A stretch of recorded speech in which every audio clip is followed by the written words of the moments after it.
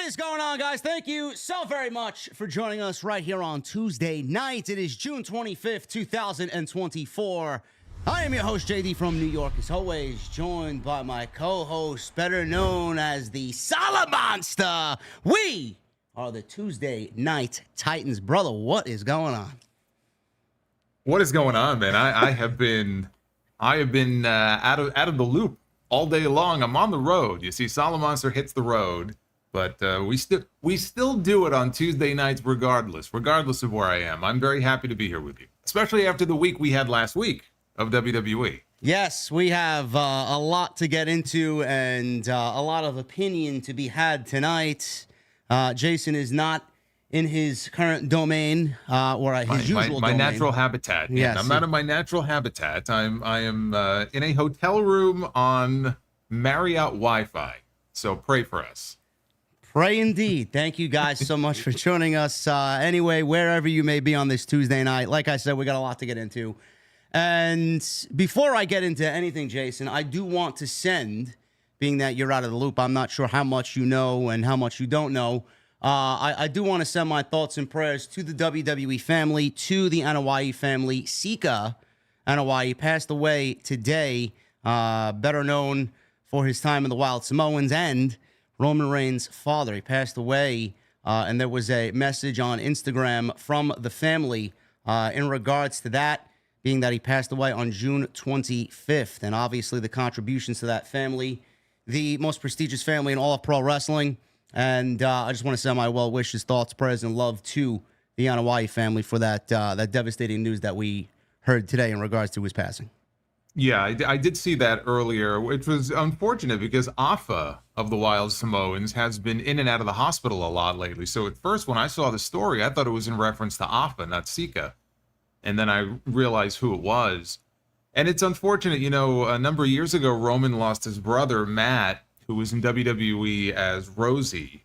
And so now to lose his father a few years later, obviously, is devastating. And you know, my memories of Afa and Sika are limited, but I do have one Sika memory, which is he did wrestle Hulk Hogan on an episode of Saturday Night's Main Event, and that is one of my earliest wrestling memories, is seeing him in the ring with Hulk Hogan. And now to see his son, you know, modern day in WWE, ascend to the same heights that Hogan did and, you know, be talked about in that same kind of stratosphere, is very cool, but still a very sad story. Yeah, and on top of Sika, also thoughts and prayers go out to Jim Ross. Jim Ross posted on social media that he was admitted to the ER once again for difficulty of breathing. Says he'll be okay, but Jim Ross has undergone a bunch of just unfortunate situations in regards to his health, and he's trying to maintain a normal balance of life, but thoughts and prayers go out to Jim Ross as well, as he just posted that. Thank you, Chad. I did not know that. I didn't have it in the notes. I knew of it, but I wasn't really going to plan on mentioning. David, thank you for the update there. But Jim Ross admitted to the ER, difficulty breathing. Hopefully he will be okay as well, as he stated. But we will get into everything we need to. First and foremost, if you guys want to follow us on social media, you guys know what to do. Links for both Jason and I, social media and the YouTube channels linked down below. Please go and follow us wherever we are. We're live every single night where there is a pro wrestling show. Monday, Tuesday here for Tuesday Night Titans. Wednesday, Friday for SmackDown, and wherever a PLE pay-per-view is to be had. So make sure you guys go do that. And please hit that thumbs up. I would really appreciate it. It helps the video out tremendously when we get finished here.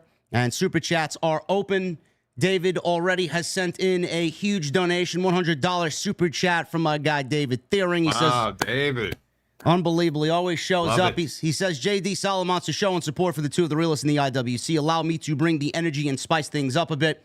Been liking a lot of what I'm seeing out of WWE this past week. Plus, hopefully it continues. AEW takes notes and is more consistent. Hashtag TNT. David, thank you so very much. We will get into some AEW talk. We got some Forbidden Door news. We're going to go over some preview and predictions. And I'm sure we'll talk about the ratings disaster that was last Wednesday night for Dynamite. But with all that said, Jason, as always, I will leave it up to you, my friend. What do you want to talk about? Where do you want to start? Well, it was a very busy week in WWE last week, and I feel like we should start with the massacre and then the follow-up to the massacre last night with Uncle Howdy and Bo Dallas, which I thought was the best part of the entire show last night on Monday Night Raw. And I think you had the same concerns that I did. As great as that debut was last week, where do they go from here?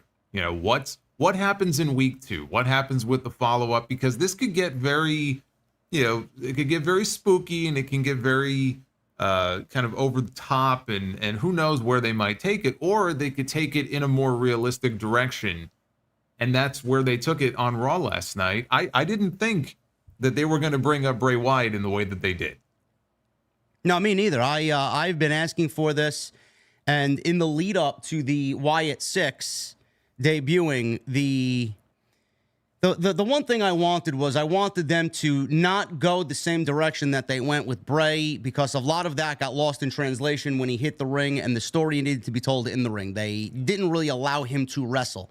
And like Jason and I, we specifically said more than anything, at the end of the day, both of these characters, the Fiend and now the Wyatt Sicks with Uncle Howdy, they need to wrestle. They didn't allow that to happen with Bray, and hopefully they don't make the same thing or the same mistakes with Bo. He needs to wrestle. All of them are going to eventually need to wrestle. So I was happy last night that we got, Taylor Rotunda in the basically stripped down version of who he is and what his brother meant to him, and why. The ever most important question in all of pro wrestling is why. Why are they together? What is their mission? And the question, Jason, that I was really taken aback by was, how do you feel about people saying that you're exploiting your brother's legacy? I didn't really expect him to go there, but he answered that open, honest, and heartfelt, and you saw the emotion, the raw emotion from Bo Dallas last night. I thought, like you said, best part of the show, and I would go as far as to do this with all the characters, honestly. I would have Uncle Howdy sit down with all of them and ask them, what are you doing here? Why are you a part of the Wyatt Sicks? Why are you with Bo Dallas here, or Uncle Howdy now? Yeah, and one of the things that really struck me watching it last night is, we saw what happened with Howdy and Bo Dallas, and what I'm hoping for is that we can have that with each of the characters, in the Wyatt Sicks. You could have Uncle Howdy interrogating Dexter Lumis and Joe Gacy and Nikki Cross, and give us background on why they are the way they are. Why are they together? What brought them together? What brought them to this place that they find themselves in? And really give us insight into these characters and go deep, dig deep into it. I was hoping for something that was, as grounded in reality as possible. And I got a lot of hope coming out of that show last night that that's the direction they seem to be going in. And this can go on for, several weeks. But like you said, at some point they have to wrestle. They have to get in the ring, and they have to let us know, okay, what is their mission here? Is their mission to take over and win all the championships? Are they going to target specific people? If so, why? But I love what they did last night.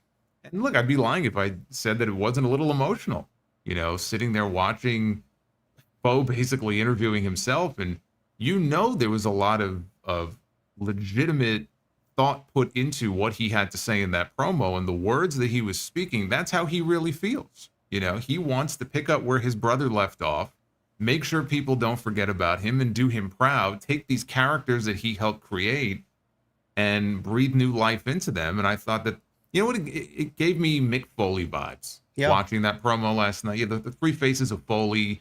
That's what I was thinking as I was watching that. And those were some of the best promos in the history of the company. So I thought they hit a home run the week before, and I was very enthusiastic about where they seem to be going with this. And of course, Chad Gable, alive and well.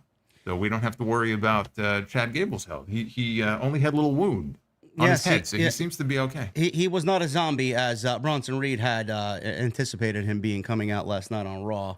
But he is alive and well.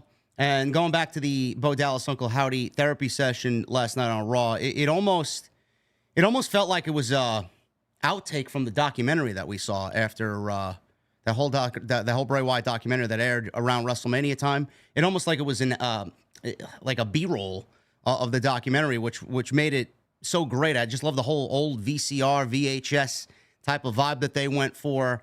And yeah, I'm not sure if you realize, but they were in the Firefly Funhouse last night.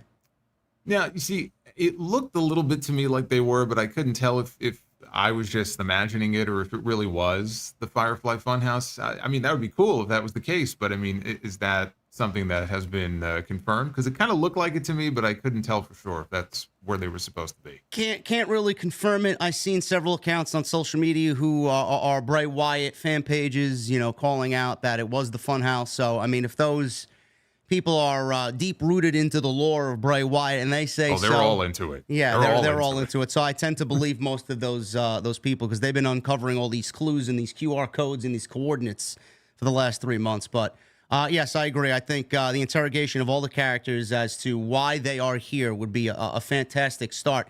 Now, going back to Chad Gable, Jason, we saw that he was the one character or the one wrestler, superstar that was laid out last Monday night after rumors of people seeing Braun Strowman and Triple H.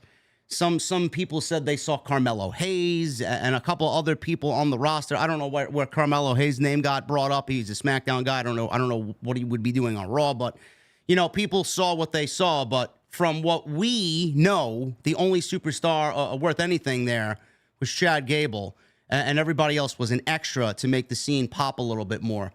Where are they going with this now after what you saw last night? Do you have any kind of opinion on direction as to where the Wyatt Sicks are going to go as far as what story they're going to be a part of? Or are they going to be a part of multiple stories? I know Sean Ross Sapp and Fightful reported that they're going to be integrated in a lot of different storylines.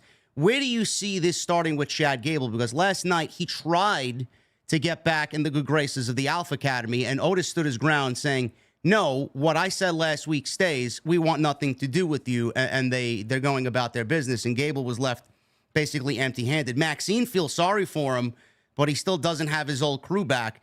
And then in walks the Creeds and Ivy Nile. And Gable, the last thing that he said was, no, I'm not all right. I need help. Where do you see the Wyatt Sicks fitting into this? Are they trying to right the wrongs here of people who do others wrong? Or is it more like I mentioned last night on my Raw review, it's something more like the House of Black, where you see Julia Hart or Malachi spit black mist into someone's face, and all of a sudden they deteriorate over weeks of television. They have an attitude change, or they get this darker, edgy attitude. Is that what's going to happen here with the Wyatt Sicks and Chad Gable? No, I don't think so. And if it was, we would have already seen it with Gable, this week. I don't think it's going to be the House of Black type of thing. I do think it's going to bleed into multiple stories across the show. It's hard to tell exactly who they're going to target, although this is the second week in a row that they interrupted a Chad Gable segment, because we had Nikki Cross crawling into the ring again after his match.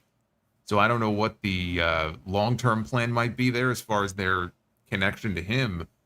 I think that it's going to affect different stories on the show, which I like. I like that idea. If it's going to affect different stories instead of them just targeting one person. But I don't know who that one person would be. It would make sense that Braun Strowman maybe at some point could have something to do with this story. Alexa Bliss, we don't know where she may fit into things at some point. I have a feeling she's going to end up being a part of this crew at some point.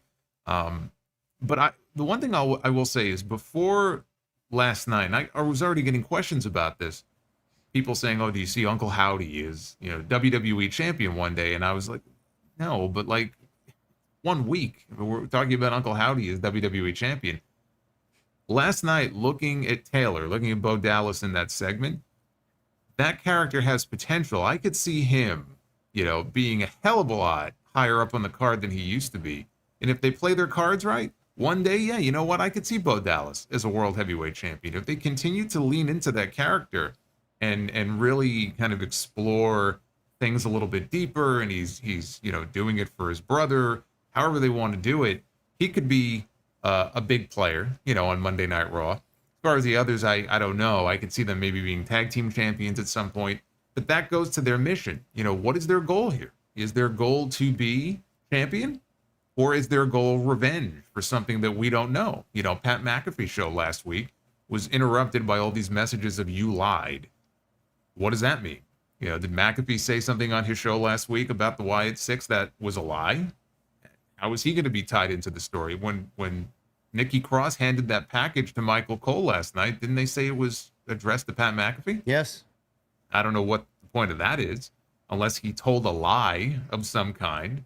I know Pat couldn't be on the show last night. He also had a tragedy in his family. So maybe they would have done something with him, and they couldn't do it because he wasn't there. So how might he, tie into things? But this whole thing about you lied, that's the thing that confuses me. I'm not sure where that's going to go. Yeah, I agree with you, though, on one thing you said. I like that they are weaving the Wyatts into multiple storylines across the show, as long as they don't overexpose the group. And I know last night it was just Nikki and Bo. We didn't see Joe Gacy, we didn't see Dexter Lumis, and we didn't see Eric Rowan, which I'm fine with. I don't want them all over the show every single week. Another one of the topics that we talked about last week was keeping them special.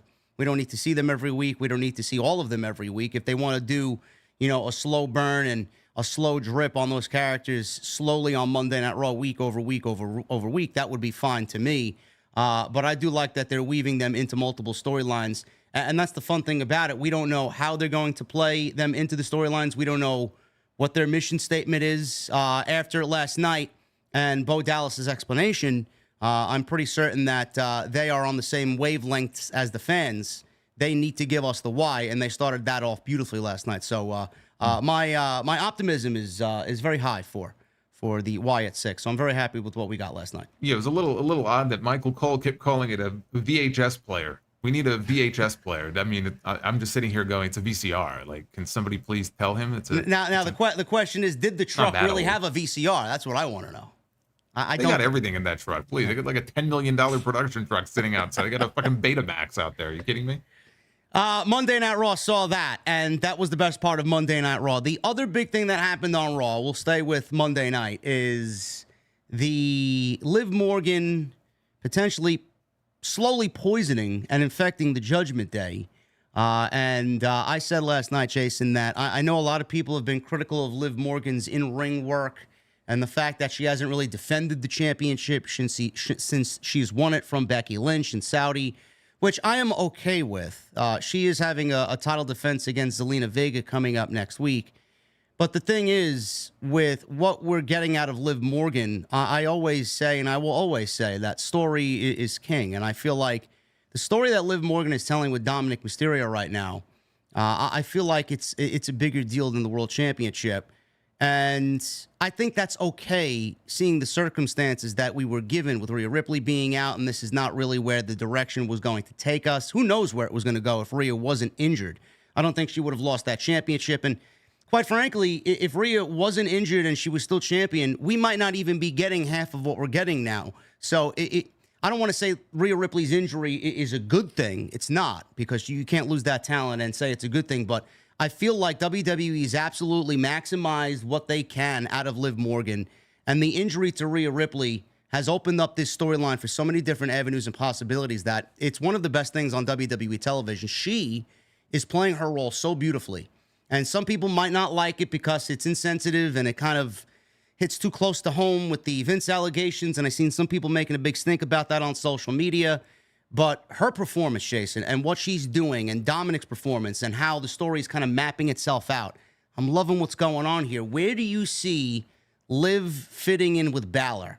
And do you see Liv slowly poisoning Judgment Day to a point where they realize that Damian's wrong and Liv is basically the right one here? Because Damian has said twice now, 2 weeks in a row, I don't need Judgment Day. They need me. What do you make of that?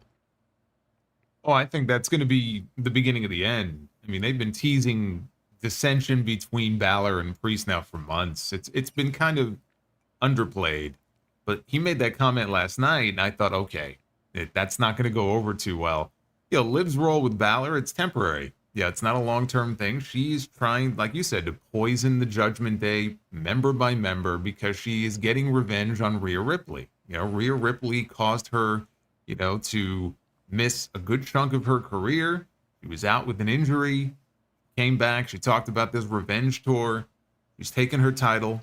She's trying to take her boy toy away from her. And, bit by bit, she's trying to break down this entire group. And when she comes back, and she may be back, before she's even cleared to get back in the ring. There's talk about her maybe, not being ready for SummerSlam, but she may be back on TV, before then. When she comes back, I mean, how is she not a babyface when she comes back? Her and Damian Priest are not long for this group. You could tell, like, the end is near. It's only a matter of time. But she's playing games. I mean, that's really what the storyline is. And look, part of the reason it's working is because they're tapping into all the horny little fans out there who, get their jollies off every single week when she's, texting him stuff and slipping him her, hotel key card.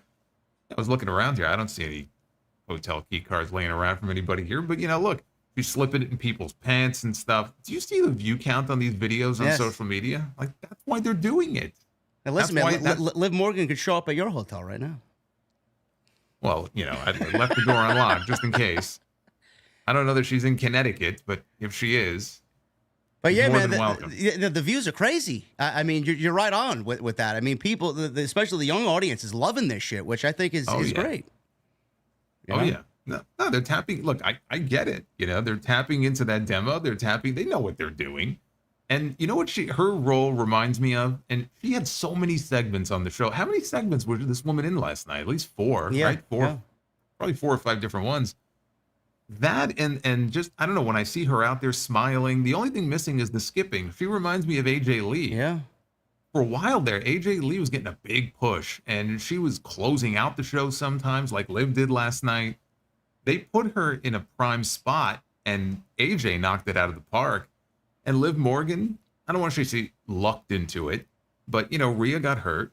She would not be in the position that she's in right now if Rhea doesn't get hurt. So she's making the most of it. This character, she, like you said, she's playing it up to a hilt. It's perfect. She's making it work. And they're going to continue, doing this for a while until they're ready to split off the members of the Judgment Day. The question is, does that happen before Rhea comes back? That's the question. Liv is a very good seductress, Yes. So yes. that's the right word for it. But Rhea Ripley, she's absolutely coming back as a babyface. And Fightful does have a report on Rhea Ripley now. Like Jason said, she wasn't scheduled for SummerSlam. The hope is that she will be back. So that match could happen at SummerSlam. That would be a great destination. Or, being that we have Bad Blood rumored to be coming back, that's also, quite the title that's fitting for the feud as well for the big match that is going to be had between those two.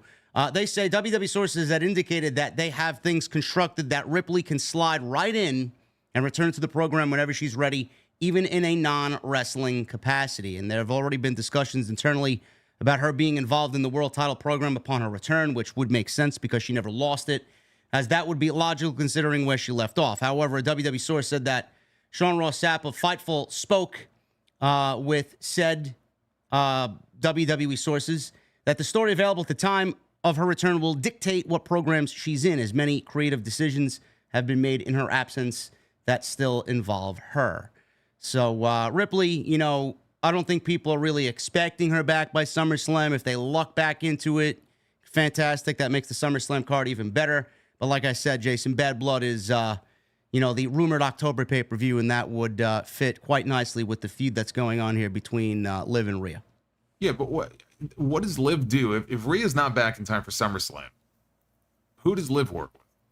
Who does she defend the title against? It's a good question. Don't seem to have a lot of great options. I mean, even Zelina, she's defending it on TV next week in Boston. They're not even waiting until Money in the Bank. But I'm looking at SummerSlam. I mean, you're not going to have a women's world title match on that show? I mean, who else would she defend against? I don't know. The only one that pops up in my head is Lyra, and I'm not really over the moon about that.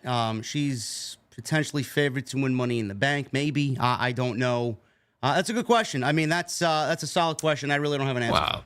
Lyra over Tiffany Stratton to win Money in the Bank? Well, I mean, no. I'm not going with Lyra. I'm not going with Lyra. You're talking about it like she's a favorite, though. I'm not saying. How could she be the favorite going into that match when you have one of the favorites?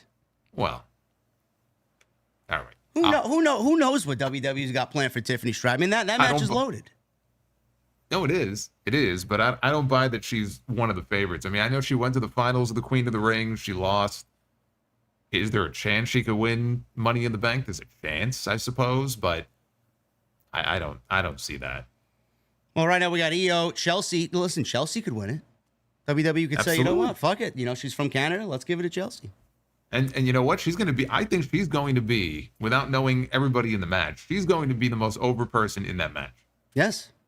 I'm actually pretty excited about that, just to see the reaction that she gets. But But yeah, that is a very good question. It's a very logical question. We don't know what Liv Morgan does if Rhea Ripley doesn't come back at SummerSlam, and you can't really leave that type of title off of the SummerSlam card. That's just too glaring of a just omission. So we'll see what happens. But I'm excited for this Judgment Day feud. I think coming out of WrestleMania when they lost the tag team championships, they were basically in the middle of nothing. So this has kind of reignited Judgment Day being a very big focal point of Monday Night Raw, and I really like that. So I'm excited. Moving on with the rest of Monday Night Raw here, we had Seth Rollins and his gentleman agreement with Damian Priest, as Priest continues to drop hints that he doesn't need the Judgment Day. Now, the gentleman agreement is, as proposed by Rollins, is if Rollins loses, he cannot get another world championship match as long as Damian Priest is champion, which I don't think is going to be an issue because I know another 6 weeks. Fucking break. I think it's pretty much a common understanding that Gunther is winning the championship. Stop. Or if Chad Gable wins Money in the Bank, we don't know. He could steal that one from Gunther at SummerSlam. But he will not challenge Damian Priest as long as he's the world champion, which is laughable. And if he loses, then he needs to leave the Judgment Day, which is a nice little twist. Why did they make this gentleman's agreement, Jason? Did WWE think that Seth Rollins coming back and being inserted in this championship match is a little too predictable, that Seth Rollins was going to win the championship, so they wanted to add a little dash of pepper to that pasta sauce? No, I think it has more to do with the Judgment Day story. And, Damian Priest in that promo last night making that comment. Like, they need me a lot more than I need them. So, sure, yeah, I'll accept that challenge. So I think that really was the telltale sign there. That's the more important focus, because it didn't need the stipulations. I think it makes it a little more interesting. But again, Seth saying, so long as you're the champion. And I just thought to myself, this guy's not getting out of the first week of August with that title. Like, and Priest is like, oh, okay, all right, sure. I'm like, is that really a bold move for him to make? He called it a bold move. I don't know if I'd call that bold, but if anything, you know what happened though? When they did that, it did, because the week before, I thought, okay, well, Rollins is winning this match. It does add some more unpredictability to it. Because if Rollins loses, you and I both know he's going to get a shot, with 6 to 8 weeks, he'll be eligible to challenge for that title again. So he could conceivably lose that match. So it makes it a little more unpredictable now than maybe it was a week ago. Yeah, and I know a lot of people were upset about Seth Rollins getting a championship match. Why? And he's been injured, and why is he getting a championship match? Well, Damian Priest gave him the championship match. He didn't ask for it. Seth Rollins wanted to go and do it through Money in the Bank, and Damian Priest was like, well, listen, I didn't want to cash in, on McIntyre. I wanted to cash in on you, so a little respect goes your way. I'll give you a championship match in return because I didn't get what I wanted at WrestleMania, so let's do it again at Money in the Bank. So a lot of people made something out of nothing there. But, yes, Judgment Day and him doing it on his own, he's going to realize that maybe he does need Judgment Day, and Balor is going to take that as a disrespectful, snide remark. So I think Rollins is going to walk out the champion regardless. I think Rollins and Gunther for the World's Heavyweight Championship at SummerSlam is the way to go, because with the rumor, Jason, Solo Sikoa, apparently, according to Dave Meltzer, is going to be the one challenging Cody Rhodes. And I got to be honest with you, if we're looking at Damian Priest and Gunther, which again, no disrespect to Damian Priest, I think he's had a very decent championship run. But if you're looking at SummerSlam in Cleveland, and those are the two championship matches that you have at the top of your card, man, to me, honestly, that's a little lackluster. Priest, Gunther, and then Solo and Cody. No, I'm thinking we do Seth and Gunther, and then we do Cody versus, I think a lot of people want Randy. I don't know if they're going to do that match, and it's born out of what happens at Money in the Bank. But, that looks a lot better than what I just previously said. Yeah, no, Cody Rhodes against Solo Sikoa does nothing for me. And when they initially announced it for SmackDown last week, I was hopeful that meant they weren't going to do it. Yeah. Like even at Money in the Bank. And then it was a non-match. Never even really got started. The reason they're doing it now, again, that's from Meltzer. We don't know if it's confirmed yet, but that's from Meltzer. If they do that match, we all know why they're doing that match. It's because Roman Reigns is going to come back at the end of the show. That's the only reason that they would do Cody and Solo in the main event at SummerSlam, is if they're saving the Roman Reigns comeback for the very end of that match, the very end of that show. The match itself, I just, and it's not even that I hate Solo. It just does nothing for me. And as a SummerSlam main event, it doesn't jump off the page. Jacob Fatu hasn't even been there a full week. I'd much rather see Cody Rhodes and Jacob Fatu go at it, for the championship. It's too early for that. But listen, man, I would absolutely take that any day of the week. But like you said, it may be too soon. And honestly, I don't think WWE has the balls to do that right now. No, it is too. It is too soon. I'm not saying they should do that. I'm just saying though that that's a match that has more appeal to me than Cody and Solo does. And I know they have more invested in Solo. Solo's been around for longer. Solo's the one who cost Cody at last year's WrestleMania. So there's history between the two of them. But yeah, that to me, that's not a SummerSlam main event. The only reason they would do that is because we're getting Roman back, and then we can further the Bloodline story. Yeah, we had him telling Paul Heyman last week he's never coming back. Roman's never coming back, which means he's coming back. It's just a matter of, is it Money in the Bank or is it SummerSlam? I'm still holding out hope for Cody and Randy, but if it's Cody and Solo, then that's the only reason they're doing that.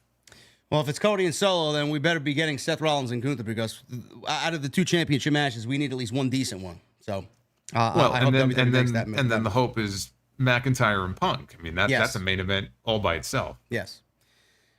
We will get to the SmackDown talk, because a lot happened on SmackDown with the Bloodline. But yes, Rollins and his gentleman agreement with Damian Priest. That is the latest stipulation there for the World Heavyweight Championship match coming out of Monday Night Raw. The Money in the Bank participants as of right now, we're looking at Jey Uso, Carmelo Hayes, Andrade, and Chad Gable. We have Drew McIntyre, who's thrown his name into the list of people who wants to qualify. Did you see that qualifying match that they set up for next week? What did Sheamus' shirt say this week? Banger after banger? He ain't kidding. Well, apparently it was going to be announced that Sheamus, Ludwig Kaiser, and Drew McIntyre. And it sounds like Kaiser got injured legitimately last night, so they subbed Ilya Dragunov in there.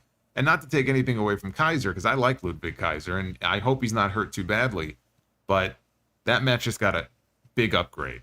So, we got that triple threat match on tap for Boston next week. McIntyre, Sheamus, and Dragunov. I mean, that's going to be fucking unbelievable. McIntyre, I'm assuming, advances to Money in the Bank, correct? I would have to think so, yeah, absolutely. I mean, look, if Dragunov is the substitute for Kaiser wasn't winning that match, and I think Kaiser and Sheamus were going to go off and do their own thing. In fact, I could see a 4-way for SummerSlam, for the Intercontinental title. McIntyre's got to go to Money in the Bank. And then the question is, there's only 2 scenarios here. Does Punk push him off the ladder and cost him the briefcase, or does he let him win the briefcase and then screw him over during the cash-in? Because to me, those are the only 2 scenarios for Drew McIntyre at Money in the Bank. Oh man, that creates. Pick your poison. Pick your poison. When the question is, when would the cash-in happen? Does the cash-in happen that night? Okay. Oh yeah. Well, he said he was going to cash in that night. He said, I'm going to win the briefcase and I'm going to cash in that night. And you're going to sit at home. You're going to watch me do it. So it's going to be that night. So it's got to be one or the other. I'm going with that option. I think that's the more exciting option. Everybody loves the fucking, cash in. The music hits. He's running down with the briefcase. And then here we go. We're going to get a new champion via cash. And then Punk is right there waiting. I think that's the way to go. Yeah. And he's got his AJ and Larry bracelet on as he's running down to the ring. There you go. But then that really opens up the discussion about everybody else in the match, because this is a loaded match. Jey Uso, Carmelo Hayes, Andrade is in there, Chad Gable. I said last night that I'm pulling for Chad Gable.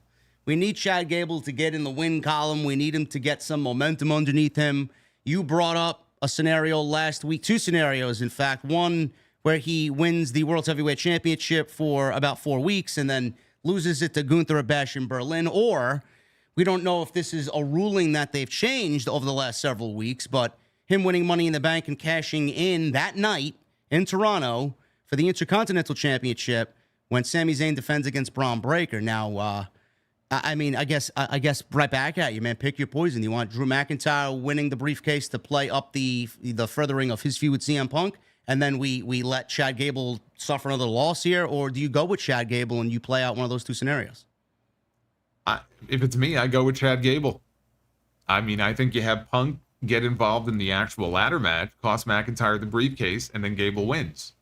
And then Gable can go on and do his thing. I mean, you can play out both stories at the same time. You further the Punk and McIntyre story, and McIntyre, that may send him over the edge completely.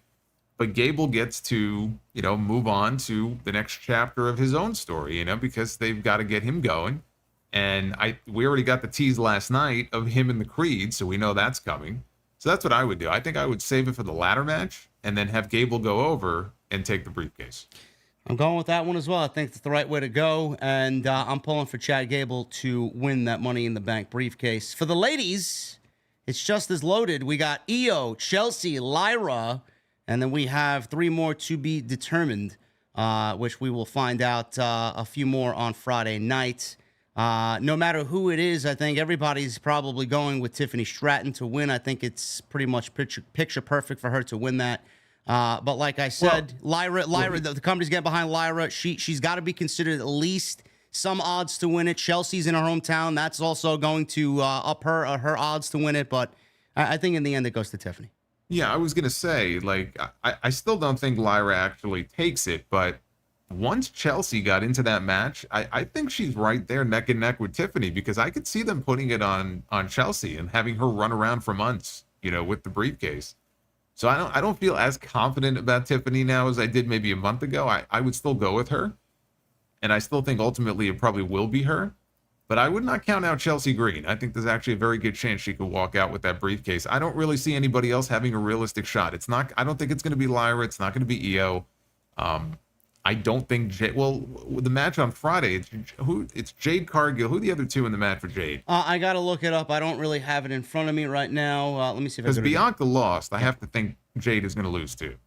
Yeah, no, Jade is not going to advance there. But I know Bianca's in one. They don't have Bianca and Jade in the same match, I don't think, right? Oh, well, Bianca lost already. She was in that match with Chelsea and Meacham. Yeah, I think Jade's in the match with Tiffany, so I don't think she's advancing that match. So Jade's not going to be in Money in the Bank. Right. So, with that, we go to the one last thing I want to mention here on Monday Night Raw. Are you surprised that they went with Sami Zayn defending the Intercontinental Championship against Braun Breaker at Money in the Bank? And do you see this match going off without any outside interference like we've seen over the last several weeks for Braun Breaker? Do we get Braun Breaker becoming the new Intercontinental Champion in Toronto? I don't think so. No. And I don't think that there will be necessarily any outside interference, again, unless Gable wins the briefcase and then he cashes in. I could see Sami, he pulls out like a roll-up type of win, like a fluke win. Because I feel like we're going to get a fatal 4-way. And again, I don't know what the injury status is for Kaiser. Again, I hope it's nothing serious. I was thinking in my head last night, fatal 4-way. I kept coming back to that for SummerSlam. Fatal 4-way. Sheamus, Kaiser, Sami, and Braun for the title. And Breaker wins it there at SummerSlam. And I still feel that way. And if for some reason Kaiser can't be in the match, you do a triple threat. So I think they ultimately probably will put the title on Braun. I don't see it being in Toronto. I think SummerSlam's the more likely destination. Oh boy, you're really queuing up the Braun Breaker is buried geeks to come after you, huh? Well, they every week someone is buried. I heard Ricochet was buried a few weeks ago when they wrote him off. Oh, they buried him. Well, yeah, he's leaving the fucking company, but no, that's not a burial. You geek. I mean, no. So Ricochet was not buried. Dragunov was not. I heard that too about Ilya Dragunov because he lost the last couple of matches. Oh, he's buried. Dragunov is buried. I mean, if that was true, if every time somebody lost a match and people crowed about their you know how big that graveyard would look like. I want to see what that you're running out of land to bury all these people. Like, one loss does not mean the person is buried. 2 losses does not necessarily mean the person is buried either. Unfortunately, people don't understand sometimes what the word actually means. But Braun is going to be just fine. And you heard, by the way, you listened to that show, listen to the reaction last night, right? I said it. The barking and the cheering, the chanting of his name. The thing is, he's going to get over as a babyface, I think, possibly in a matter of months. He killed Ricochet, right? He destroyed this man a few weeks ago, babyface. And yet the fans were out there cheering for him last night. You know why that is? Because he's cool. Yeah. And if you're cool, then the fans want to cheer for you. This guy is cool. He goes in there, he wrecks people. He's got this intensity about him that very few people have. He's a huge babyface in the making, so he's going to be just fine. Love it. Braun Breaker is one of the best things, in my opinion, from my point of view, about WWE television, and I'm loving what they have done with him. The build for him has been picture perfect, so no problems at all. If he does win, no problem at all. If he does take it off Sammy, big fan of Braun Breaker.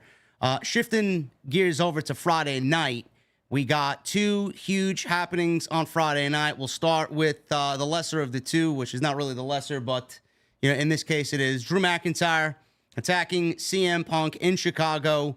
You and I telegraphed this, Jason. A lot of people were like, well, McIntyre should have won the world title at Clash of the Castle after Friday night in Chicago. You know why? Because the image of this psychopath, listen, up for interpretation, man. We don't know if he was knocking on the garage door to be let in or if he was bashing CM Punk's skull against the garage door. That's the great thing about it. But he was bashing his skull. I mean, I think it was implied that's what he was doing. Yeah, but the door opened. He's standing there in nothing but a black tank top and black jeans. He looks like a fucking murderer. Standing there, Punk is bleeding. He picks him up. He puts him over his shoulders. He's walking through gorillas, walking to the backstage and then into gorilla. Not one fucking person even approaches him, asks him what he's doing. Nobody came up to him at all. Just on his way, They could casually walk up to him. Excuse me, sir. What are you doing? What do you back up and let the guy go? Jesus Christ. He's on his way. He drops Punk on the fucking stage. He had a package to deliver. He dropped it on stage. He did. He had revenge on his mind. He drops Punk right there, bloodied. Nick Aldis is out there. He's shoving McIntyre, and McIntyre shoving back. It was just a great segment. And he ended up taking that bracelet that we saw on Monday that had AJ and Larry's name on it. Bracelet made by a fan, given to Punk, something that Punk holds near and dear to his heart.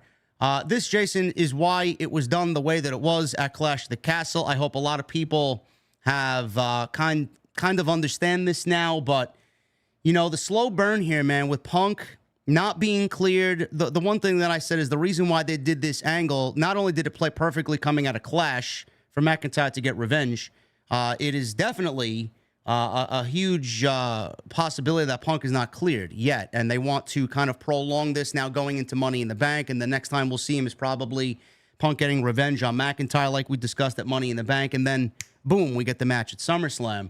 What'd you make of the entire thing? Could it have been done any differently, or what they did on Friday, did that just come off perfect in the way that they did it? I thought what they did came off great. I would have done it a little bit differently, and I talked about it last week when we were talking about this. The only thing I would have done differently, and again, it's very possible that she just didn't want to be involved, but I would have done it in the arena. I would have had Punk in the ring about to address his health status. I would have had AJ Lee in the front row.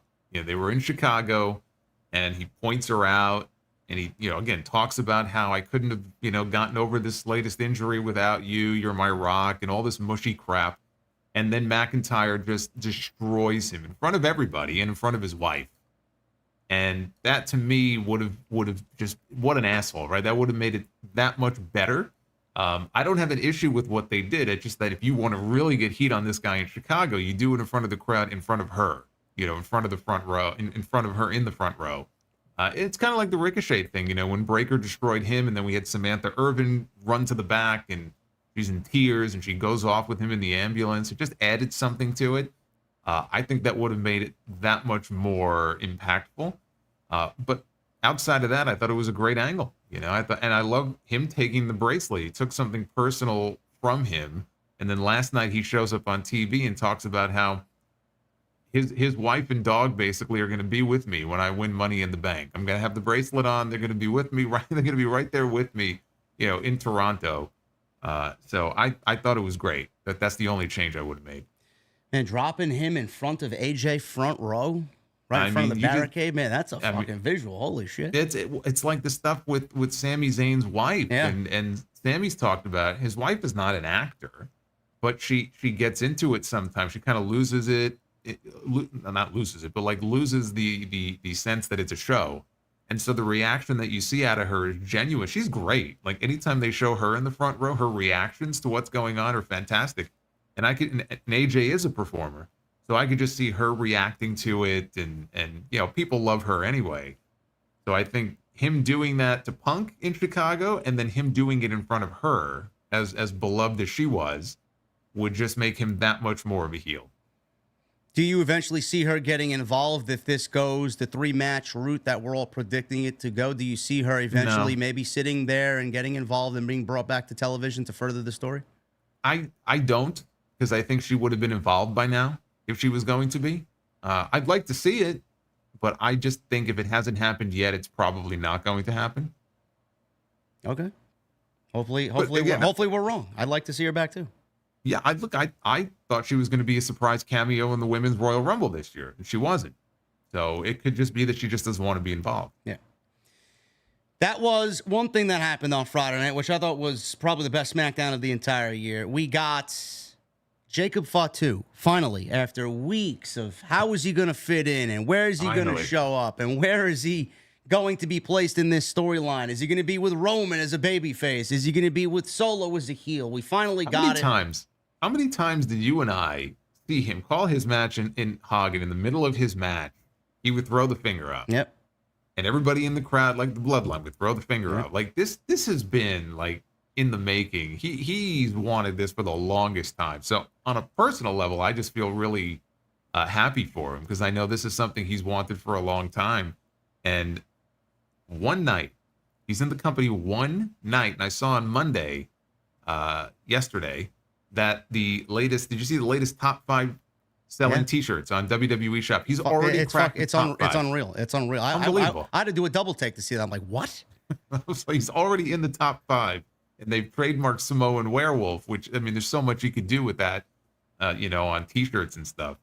So if you didn't already think this guy had the potential to be the biggest thing in this company, you better wake up, because this is not even one full week, and already he's cracking the top 5. That's unreal. And you mentioned, Jason, that you and I, we've had the unbelievable pleasure to call his matches as HOG World Champion in House of Glory.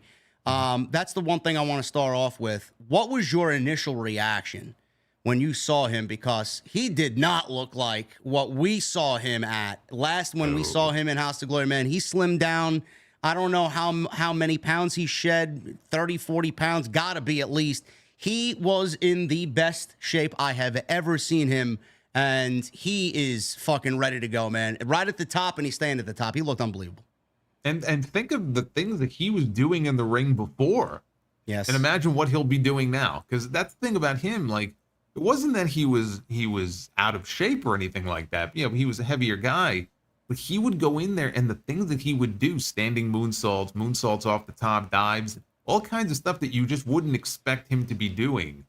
And now, like you said, he showed up, and I had to do a double take. I wasn't sure at first. It took me a few seconds for my eyes to adjust. And then I said, holy shit, I guess that's the best I've ever seen him in my life. And he's flying around the ring. He's killing Kevin Owens. He's killing Randy Orton. He's killing Cody Rhodes. It's one thing to see Logan Paul jump from the top rope and crash through the table onto somebody. We've seen him do that a couple of times. But to see Jacob Fatu flying through the air is the scariest fucking thing. I mean, if you're Cody Rhodes laying there, what are you thinking as you see this guy flying off the top rope? It was insane. But again, as great as he was before, bell to bell in the ring, now he's in the best shape of his life. I call it the WWE diet. He was on the WWE diet. Now he shows up. I mean, he's going to be even better than he was before. That's scary. I mean, that's scary. Yeah, this is, listen, I've been guilty of throwing around the term game changer, and a lot of the times it's kind of fallen flat on its face because of what's happened over there in AEW. Yeah. But Jason, this is a legitimate game changer. For this Bloodline story alone, it's a game changer. I mean, this takes it to a whole different level that it wasn't at before. It was just sort of coasting along, especially with Roman being off TV. But at least in terms of the Bloodline, it's absolutely a game changer. How is it anything else? For the Bloodline, for WWE, if you guys enjoyed what you saw in the 5 minutes of destruction that he caused on Friday night, I mean, this is your new favorite Samoan. I'm telling you right now, get ready. You haven't seen anything yet. And Corey Graves had the line of the week when he saw who it was. He said, "This is Jacob Fatu. He's not set for human consumption." So I love what Corey Graves did and Wade Barrett. They sold the moment and the debut beautifully. It was fucking unreal, and I'm super excited to see where it goes. Now, the news is he's finally debuted. We were wondering why it took so long. Now, on recent Fightful podcasts, it had been noted that Jacob Fatu had never wrestled outside the United States. MLW sources had previously indicated that was because of Fatu's criminal record when he was younger, 18 years old, charged with armed robbery, and it was noted that this prevented him from accepting bookings outside the United States. Now, clearly this is not the issue, Jason, as last night we got the official word that the main event for Money in the Bank will be a six-man tag team match. It'll be Cody Rhodes, Kevin Owens, and Randy Orton versus Solo, Jacob Fatu, and Tama Tonga. So clearly this is not going to be an issue that WWE thought it was going to be. Well, not so fast. So Okay. that's not what they said. They put the graphic up last night. It was a little weird because they had the three baby faces and they listed all four members of the Bloodline. And unless you heard something I didn't, they didn't identify which members of the Bloodline it would be. They just listed everybody, and Heyman was there too in the graphic. I didn't hear them say that it was going to be Solo, Fatu, and Tama Tonga. My impression was it probably would end up being Solo, Tama, and Tonga Loa, unless they specifically said it and I just didn't hear it. I don't think they specified exactly who it's going to be. So even though he was in the graphic, I wouldn't take that as gospel that means he's going to be in Toronto. Yeah, that's kind of what I went off of. I mean, if he's not going to be at the show, why put him in the graphic? Well, he's part of the Bloodline. And so now we have to wait and see which members of the, because they probably have, maybe they just want to wait until Friday to make the formal announcement. Yeah. I mean, it was just a graphic they threw up last night in a quick mention. I agree. I don't know why you would put him up there if he wasn't going to be present. But until they specifically tell us who it's going to be, I wouldn't make any assumptions about whether he'll be allowed to enter the country. So that was the big hold up there. Like Jason said, I guess we have to wait till Friday. I was just basing it off of what makes the most sense. I mean, I think we all know that Tanga Loa is the odd man out here if we are to go by process of elimination. You know what, though? I don't know that it would make sense necessarily. They may want to hold him out of the ring for a little while. They may want to have him out there with them, but not necessarily, in a big pay-per-view match, maybe until SummerSlam. I could see them holding off until they put him in a big match like that. Yeah, I could see that as well. And that's probably the route that they're going to end up taking. Just based off what we saw, you would think that, Fatu splashes Cody Rhodes off the top rope through the announce table. Cody wants to get some sort of revenge on him. But, I think it's probably best if they wait. Patience is key here. We'll get Fatu when we get him. Well, then he should want to wrestle Jacob Fatu at SummerSlam instead of Solo Sikoa. Listen, I'll take it. Whatever the case may be. The other thing to consider also is, I think Tonga Loa, if they're going to lose, if the Bloodline's going to lose, then it's more likely, I think, Tonga Loa would be in that match because he would take the losing fall. Yes, that is a good way to look at it as well. But with the debut of Jacob Fatu now, the big question is, okay, he's with Solo Sikoa. He's in this new Bloodline 2.0. Now that he's involved, do we have a clearer picture into the Bloodline Civil War, Jason? Because we had a piece of news that dropped last week where WWE had trademarked their latest Bloodline-related trademark, and the new trademark is for Caesar Sikoa. Now, we haven't heard this stated on WWE TV yet, and the fact that we're going the Julius Caesar route here, we all know what happened to Julius Caesar, but the thing is Jacob Fatu somebody that Solo is going to be able to control? Is he going to maintain control over Jacob Fatu for the long term? Because what I said on Friday and going into Monday is Solo could be booted out of his own bloodline. He's got to go crawling back to Roman Reigns, and then we get Roman, Solo begging for forgiveness. Roman's got to be begging Jimmy and Jay for forgiveness to get them back to, regulate and normalize the family once again. And then with the impending debut, with the rumor of Hikuleo coming in, they trademarked Tala Tonga. Could we see the Tongans and Jacob Fatu, led by Jacob Fatu, against the OG bloodline, Roman, Solo, Jimmy, and Jay, which obviously would lead to a War Games match at Survivor Series? Yeah, I think it's very possible. I think that's probably the likely way that they would go with it. But, to answer your question, is he going to be able to control Jacob Fatu. I mean, just watch the end of that segment from Friday. Solo gave him a hug. It wasn't like he was hugging him back. He had these like crazy eyes. And look at the expression from Tama Tonga and Tonga Loa. They're looking at each other like, what the hell's this guy's deal? It's like they didn't even know what was going on. Or like the way that I saw it as, what the fuck is Solo thinking bringing this guy over here? Yeah. Well, yeah. I mean, like, what's the deal here? Like, they were scared of him almost. So no, I don't think long term it's not going to work out too well for Solo Sikoa. I think it's more likely we end up with OG Bloodline against New Bloodline as opposed to Jacob Fatu sort of playing along and then ending up on the babyface side. Which, look, he's going to be. I said this about Braun. I said the same thing about Fatu. The guy's cool. The guy can do it all. He's a special talent. He's going to be a babyface at some point in the not too distant future, whether they want him to be or not. It's inevitable. He's going to be the biggest babyface in this company inside of 2 years. I don't know that it's going to happen this soon, and so we may end up with the OGs, against the New Bloodline War Games. Where does The Rock factor into that? We're going to find out he's pulling the strings in some way. There were people who were saying that, a couple months ago that War Games will be The Rock, leading one bloodline against Roman in the other. And I'm like, The Rock wrestling at Survivor Series? Like, what are you smoking? Like, no, The Rock is not wrestling at Survivor. The Rock is not wrestling anywhere but WrestleMania. He's made that very clear. When he comes back, it's going to be for a big match in Las Vegas or WrestleMania. Well, they don't need him now for War Games. They got enough bodies. They're bringing in Bloodline members every other week. But that doesn't mean he's not going to have some sort of involvement. We won't find out that he's involved in some way. He's, playing games behind the scenes, because we all know what the end goal is here. Whether it's 41, whether it's 42, we're going to get Rock and Roman at some point. I don't know if it's going to be next year, right? They were teasing Rock and Cody. They may go with that first. But that's the ultimate direction here. And he's going to factor into this at some point. We just don't know exactly when. Yeah, it's like you said, game changer. This whole storyline has now taken on a new life, and it needed something like this to happen. Now with Fatu there, the possibilities are endless.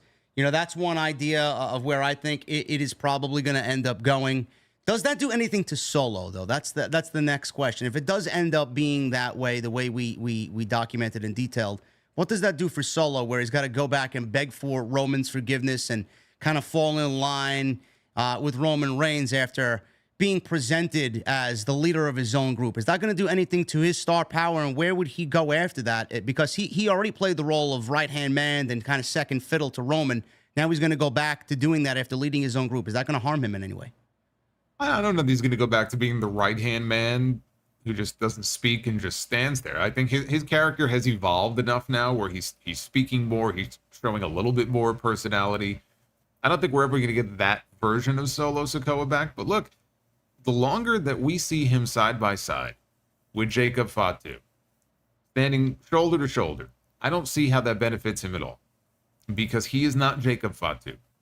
And I said that when WrestleVotes a couple months ago had that tweet about how there's concern internally in WWE that, Jacob Fatu, when he debuts, might overshadow Solo Sikoa. And I'm sitting here going, yeah, no shit. Of course he's going to. And the longer you put the two of them together like that, people are going to see, like, hey, this guy's like a better version of Solo Sikoa. Again, I'm not hating on Solo and saying he sucks. I'm just saying Jacob Fatu was better in every way. And so the longer the two of them are together, I think more people are going to realize that, and he's going to look less than anyway. So the best thing for him long term is to get him away from him and put him back with his brothers and his cousin, because I just don't see how him standing next to Jacob Fatu is going to benefit Solo in the long term. He's not that caliber of performer, at least not yet. Rock has mentioned long game. He's the long gamer. We didn't really know what that meant when he said it. We all thought it kind of, and it probably does mean him and Roman, because he's been hinting at it. We know we're getting it, being that he's back. But with Roman not in the picture right now, we kind of presume he's going to be back around SummerSlam time. Rock is not there yet. The last time we saw Rock was with Cody on television. It's probably going to end up being Cody versus Rock at WrestleMania. We were all maybe thinking, well, maybe if he's back in time, maybe we do it at SummerSlam. It's not happening at SummerSlam, so we're looking at WrestleMania. If it's Rock versus Cody at WrestleMania, is there a realistic possibility that we get Roman versus Jacob Fatu at WrestleMania next year? Yes. Yes. I think there's a possibility we get Roman in Solo. I mean, the way they delay things sometimes and drag him out, I would hate to wait that long for that match. Again, I'd much rather see Roman and Jacob Fatu. How great would that be? Fucking unbelievable. Oh my God, that's a WrestleMania match right there. Yeah. So yes, I think there's a very good chance. I'm loving it, man. SmackDown was absolutely the best SmackDown of the year. And that's not even all I got here. I got LA Knight. LA Knight note here. LA Knight wants the United States Championship. Logan Paul is the United States Champion. Nick Aldis is putting both of them in a Money in the Bank qualifier this coming Friday, with Santos Escobar. What are your thoughts on WWE slow burning this United States Championship match? Because the rumor was that, and again, it comes from Meltzer, take everything he says with a grain of salt, that this United States Championship match was going to happen at Money in the Bank, and then they do it again at SummerSlam. I'm glad that they're not going that route because it only needs one match, and we know what the outcome is going to be there when LA Knight and Logan Paul. No, I disagree. I don't think that it only needs one match. That's the direction that I thought they were going in. I thought they were going to do the first one at Money in the Bank. You would have Logan Paul, cheat his way to a win, like the slime ball that he is. And then you run it back with a rematch, maybe with a stip, and have LA Knight win the U.S. title in the second match. Why can't you get two matches out of it? I don't know. It's the reason I said that, and the reason why I opted against that personally is because we see that all too often. One match leads to another. In this case, Triple H is doing something a little bit different. One of them is not going to Money in the Bank. So who is going to Money in the Bank? I would assume Logan Paul is going to go, and then LA Knight's going to screw him out, and then Logan Paul is going to give him a championship match in the end just to kind of appease him. Or maybe LA Knight wins and Logan Paul doesn't go in because he doesn't really need to win the Money in the Bank. He doesn't need to be there. No. Maybe he screws LA Knight out, and then that's how Nick Aldis gives him the championship match, one way or the other. No, I think Santos Escobar is going to Money in the Bank. Look, we had 3 upsets on Friday, right? We had 3 people who I don't think anybody thought were going to go over, who all won their qualifying matches. So why do you think Santos Escobar doesn't have a shot on Friday? That LA Knight and Logan Paul wouldn't cancel each other out? Maybe we still end up getting a U.S. title match on that show after all. Well, I didn't really think of that because I wasn't really looking at Santos as much of anything on TV as of late. But, I mean, with what you said, we got Carmelo Hayes pinning Randy Orton on Friday, so why the fuck not? Carmelo Hayes rolled up Randy Orton, and then we had the match with Kevin. What was the other one? Who qualified in the other one with Owens? His name popped out of my head. Andrade. So, I mean, was anybody predicting Carmelo Hayes and Andrade and Chelsea Green to go to Money in the Bank? So, again, I look at this match on Friday, and yeah, sure, Logan Paul could win, and then LA Knight could screw him over in the ladder match, but we're already talking about CM Punk possibly doing that to Drew McIntyre. You can't do that twice in the same match. I think there's a better chance that something goes down in the course of that match. Both of them, neither one qualifies. Escobar goes on, and they could do LA Knight and Logan Paul in Toronto, and that's perfectly fine. And Logan Paul could win. It's not going to kill LA Knight if he cheats to win. It throws a little more gas on the fire, and then he wins the U.S. title at SummerSlam in the stadium, where he should. We'll see what happens. I mean, you are right more than you are wrong, so I will give you credit there. I wasn't really. It's almost like I've been doing this for a while. Yeah, yeah. I mean, I've been doing this for a couple of years. Yeah. We got SmackDown happening on Friday from Madison Square Garden. Going to be a big show. Very much looking forward to it. And we will see what happens with Jacob Fatu. Apparently, we have anoint Jacob Fatu on Friday. Anoint? Well, yeah. What are they calling it? They're calling it a bloodline. I thought it was initiation. It's not initiation. Coronation. Yeah, something like that. Yeah. But there's something else going on Friday. There's a departure going on Friday from WWE. Kayla Braxton. Yes, mm-hmm. I have that right here queued up. Look at that. Perfect. Her final night. And hey, what better place if you're going to go out than to go out in Madison Square Garden? Indeed. I'm a big fan of Kayla. I think she's great. Kayla Braxton announced on June 22nd that she would be stepping away from WWE on Friday, which is SmackDown at Madison Square Garden. Fightful And Sean Ross Sapp has learned that Braxton is currently working for the company under a verbal agreement between the two sides following her WWE deal expiring recently. The two sides have had discussions, but we're not told, says Fightful, what came of them.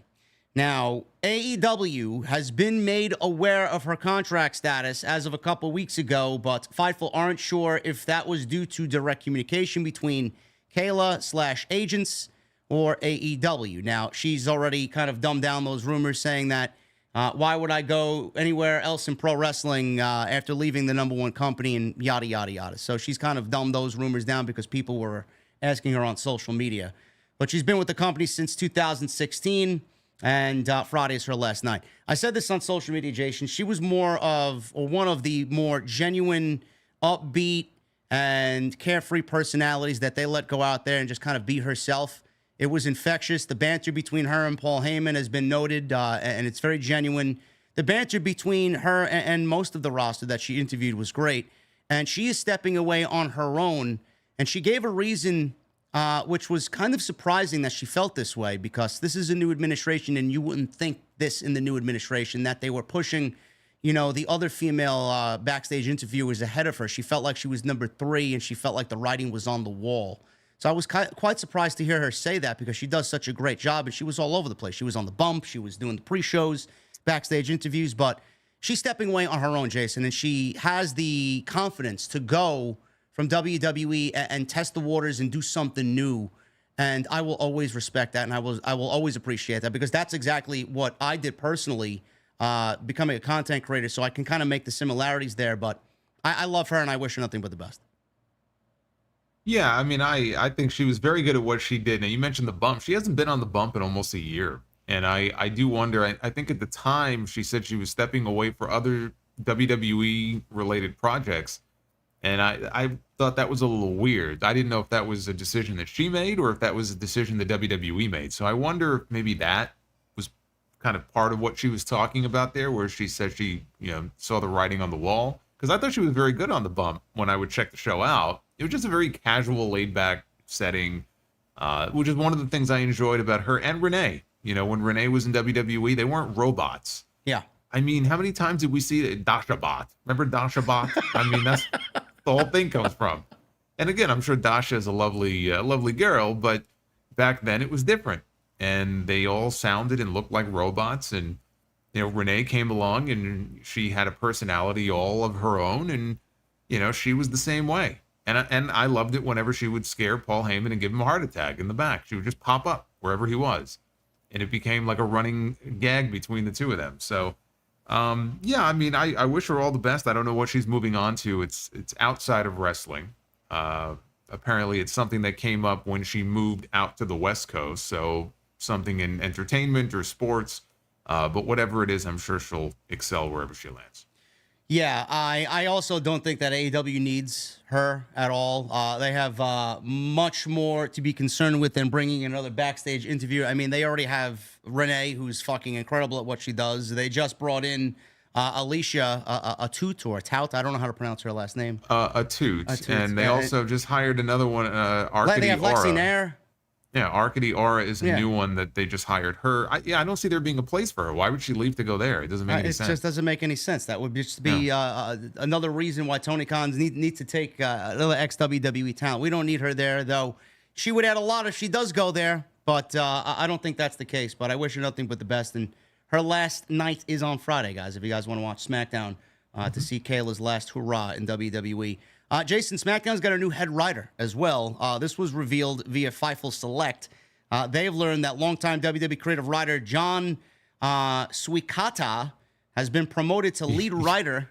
When I read this report, you know where I'm going with this, right? Yes. I had to do a double take. I'm like, oh, okay. Listen, man, I broke into a cold sweat that I didn't mispronounce his name in that way, man. I'm like, looking at it. I can't support this company anymore if that's the case. No. John S. is what we'll call him, has been promoted to lead writer on WWE SmackDown, at least as of earlier this week. And they were able to confirm the news with numerous people in the company. John S. replaced Ryan Callahan in that role, who they were told parted ways with WWE. Very little is known about John S. here. Nothing's being made publicly available outside that he was listed as a senior writer for the company. It's not been referenced in any articles or interviews that they've located, with the only mention of him being with him only being mentioned in the 2014 tweet from Road Dogg. Fightful was told he's been with the company for years. A number of former writers reached out to Fightful after the article was published to say that he has long been a well-liked member of the writing team. And apparently he's made a big impact already, pointing to the direction you saw on this past Friday's show. Now, I did read a follow-up report saying that the show was already written and already mapped out before they actually brought him aboard. But some of the ideas that he's brought to the table were showcased in some of the show. We don't have that readily available, but it's going to be interesting to see how the show takes on a different shape come Friday and into the future, Jason. I feel like with a new change of the guard, a new writer or a new head writer is always a refreshing direction to go in. I'm excited to see what he does because Callahan's been there for how long, and we've kind of got a gist of what he's capable of and what he does. So to see something new on Friday night or on WWE television in general, I'm always up for. Yeah, it's like any television show. You go long enough and you have enough seasons, they usually get a new showrunner. And sometimes the show takes a nosedive, and sometimes the show, soars to new heights. And so it's normal, and I think it's good to have some new blood and a new vision, a new pair of eyes in there. I mean, again, it's not like he's brand new, but that's what I would compare it to, And at the end of the day, there's still a team in place. It's not like he's like Vince, holding the sword over everybody and everything runs through him. And it's, no, I mean, it's a collaborative effort, and Triple H is still there, and a lot of the same key players are still going to be there. But it's good, it's good to get some new ideas and a new vision in there every now and then. Yeah, there was another big departure that we learned about last night, which was Chris Kaiser, who worked in WWE production. He was one of the head people in production for that company for a number of years. And apparently that was a TKO call. It was just a TKO cut. They've cut quite a few WWE employees since the merger. And apparently he's the latest victim of that. So how might that affect production, if at all? Because, the changes they've made production-wise have been tremendous. And I think that, some of the camera angles and the way they shoot things, I think have been fantastic. So I wouldn't expect there to be any noticeable changes, but he's been, pretty high up on the food chain there on the production end for a while. So that was surprising to hear. Yeah, the production's been great. I mean, it's been unbelievable. The cutaways when they go to commercial, it's almost like they adopted that from sports.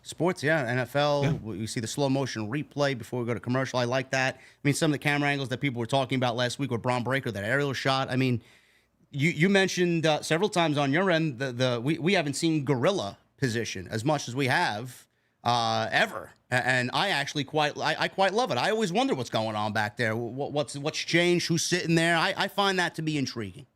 Well, I said I wonder, and I don't know if this was part of the calculation with what they came up with for the Wyatt Sicks last week.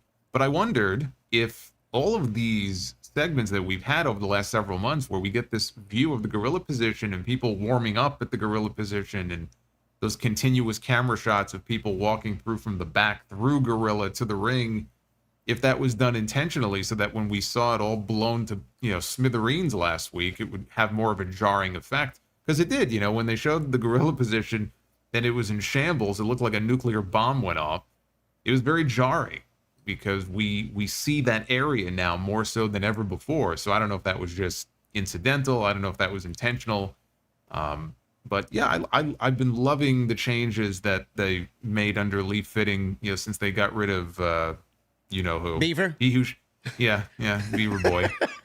He who shall not be named. It's just, to your point, what you were just talking about with the new writer on SmackDown and what I said, it's good to get a fresh vision, fresh ideas, a fresh pair of eyes in there every now and then. And you had Kevin Dunn, who was in there for, God, what was 40 years? Was he running WWE production? 40 years. And it's not to say that WWE production sucked, but it just got to a point where it's like, all right, there are things that they're doing that are actually making the product worse. They're making the shows worse. It's outdated.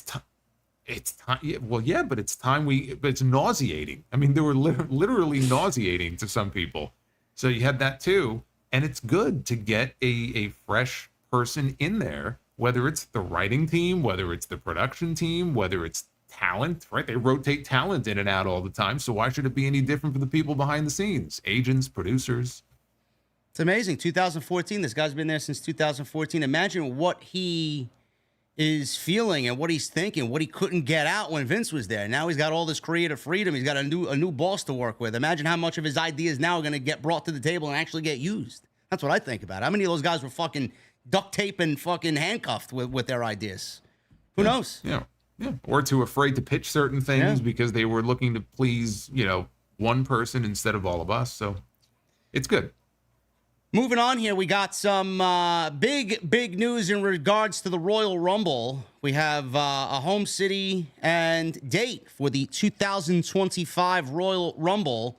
According to WrestleVotes, who broke this story first, the Indiana Sports Corporation they finalized a multi-event deal. This agreement will begin in 2025 with the Royal Rumble, scheduled to take place at Lucas Oil Stadium on Saturday, February 1st, 2025.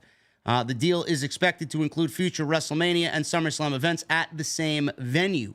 Now, next year, we are getting WrestleMania in Las Vegas at Allegiant Stadium in Paradise, Nevada. And 2026 SummerSlam, they announced a two-night event in Minneapolis at US Bank Stadium. That's August 1st and August 2nd, 2026. And the report states, Jason, that this will be a two-night SummerSlam. So this pretty much opens the bag of SummerSlam. Is it going two nights for the foreseeable future? I think that's going to be the new norm for SummerSlam. But getting back to the Royal Rumble, I believe for as long as the Royal Rumble has been in existence, this is the first Royal Rumble that is taking place in February, correct? Yes. February 1st. A lot of people were asking why. I was speaking with a few people a week ago in regards to this. They actually made me privy to this information because I'm not a big NFL guy. The reason why, for a lot of people wondering, well, why is it taking place in February? Why not at the end of January like it usually does?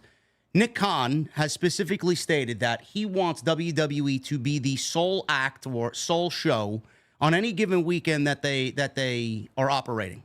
So the NFL conference playoff games, the AFC and the NFC games are happening a week before. There's one exception to that, which is UFC events. Yes. Because Dana White's talked about how there'll be synergy between the two companies. There will be weekends where they run together. Yeah, there's that word, synergy, between the two companies. One of those corporate buzzwords. The conference games are taking place the weekend before, and then the week that the Royal Rumble's taking place, they're off. There is no football out there. I believe the Pro Bowl, but who gives a shit about that? And then the week after that is the Super Bowl. So they have the weekend all to themselves. So they felt like February 1st was the right date. And Indianapolis is... we don't know how many years this multi-event deal is. I know WWE is right now in the midst of a Saudi deal, so who knows how much money they're making off this. Again... Well, I was just going to say, the belief, the rumor is that it's in the 7 to 8 year range. Okay. Which is a long period of time, so you can imagine the money that's being transacted here. So I'm assuming, it's just not going to be these three events. I'm assuming it's going to be Raw, SmackDown, or NXT, it's all of it. Potentially, Yeah. all WWE. I don't know about NXT, but it's house shows, it's Raws, it's SmackDown. And it's not just in Indianapolis. It's also in some of the surrounding areas like Evansville and a couple of other places.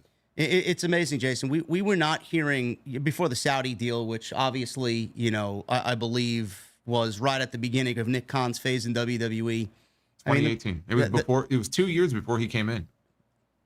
He has, outside that, then facilitated some of these deals, which have been some of the biggest blockbuster deals in the history of this company, as long as they've been in existence. Triple H even quoted saying this week that Nick Khan is a fucking genius. It's just unbelievable the amount of demand that WWE is garnering from cities across the world to bring their product into these stadiums and into these cities, man. It's, I appreciate it because at the end of the day, man, you and I are content creators, and the hotter WWE is and the more demand for WWE, the better off it's going to be for us, man. So I'm loving it.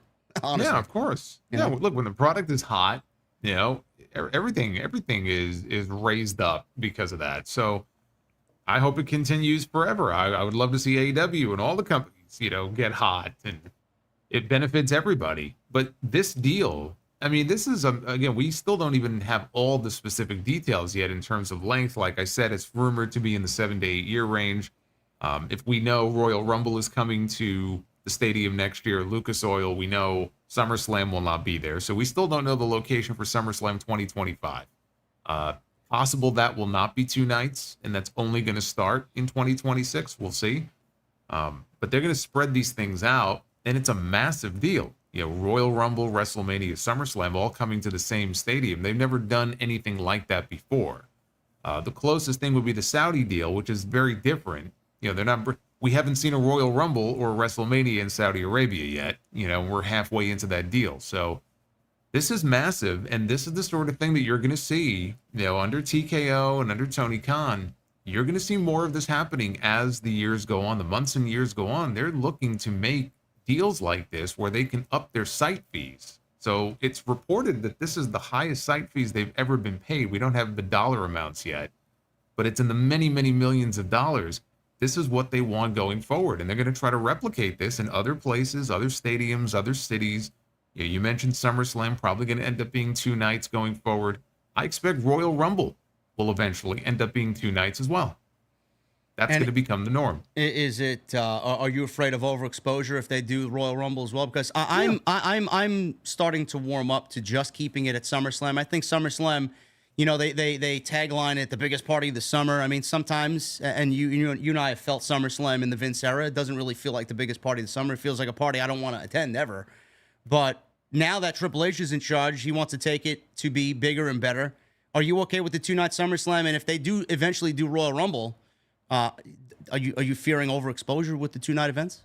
Yeah, I think it's very possible. It's a risk because look, the product is hot right now. You don't know if the product is going to be this hot in 2 years.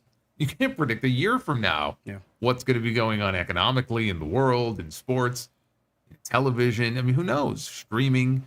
So there's risk involved.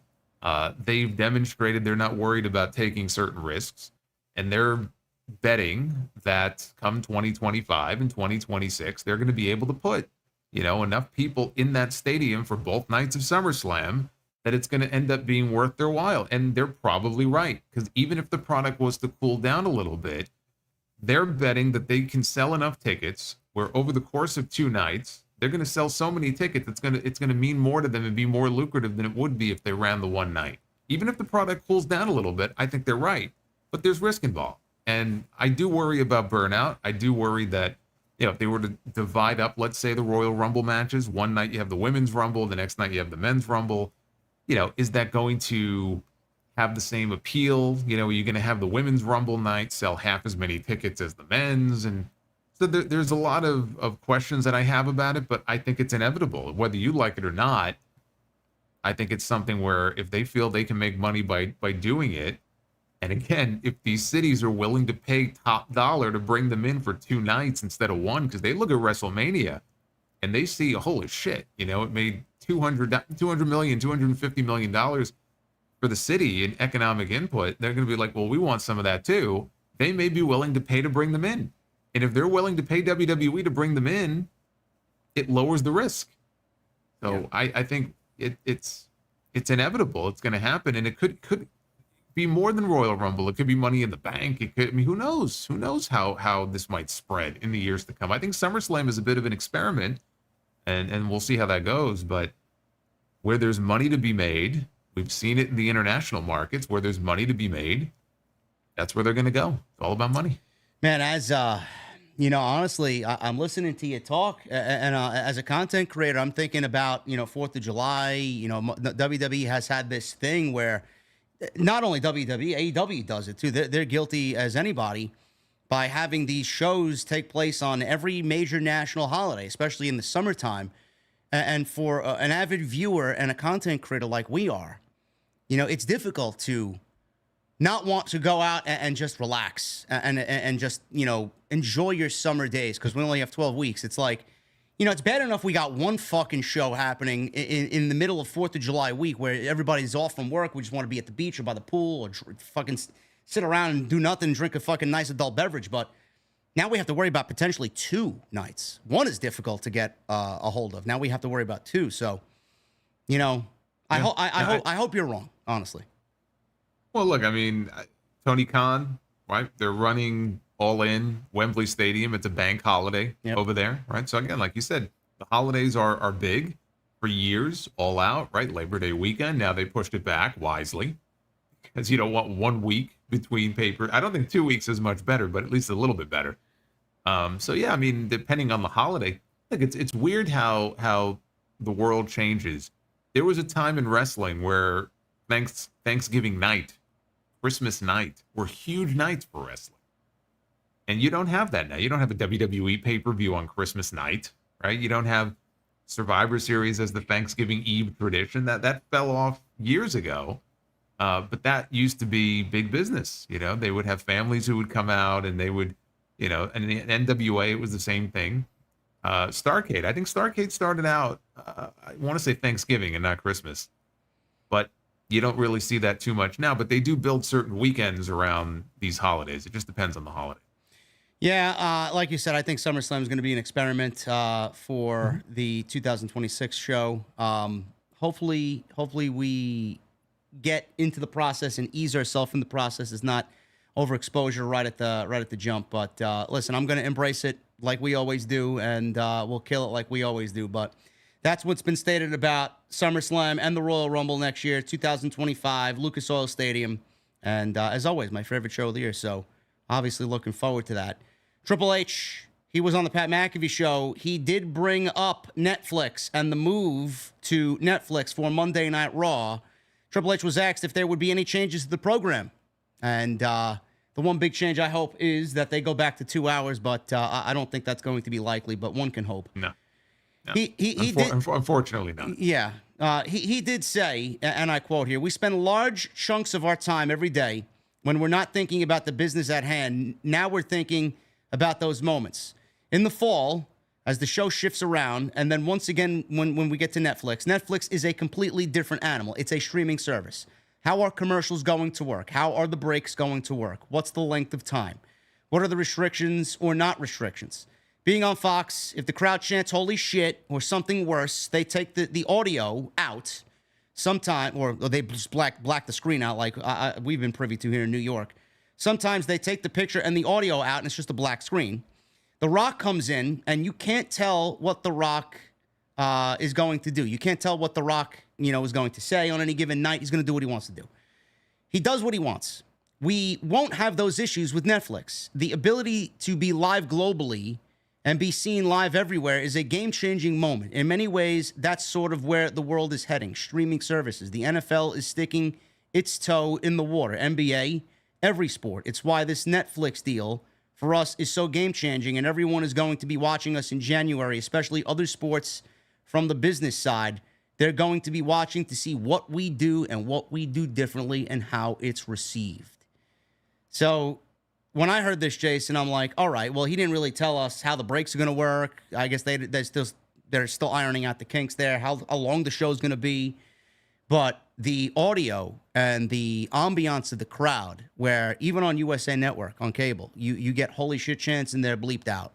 Or you get anything bleeped out that's not TV friendly. And like you and I both know, every week on Fox, there's a black screen.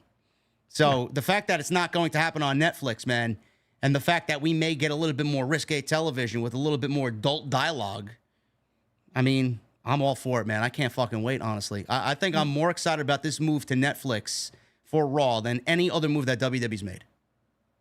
Yeah, and I think people also are just kind of need to tone it down a little bit, because I think they heard what Triple H said and they thought, now we're going to have F-bombs every week on Raw. And no. It's going to be the Wild West. It's like, no, they still have sponsors that they have to answer to, and it's not going to be, you're not going to have the first promo on Netflix. Guy's going to come to the ring and say, fuck you. Like, no, that's not going to happen. But it will be nice for them to, have the handcuffs taken off a little bit, and, to not have to listen to the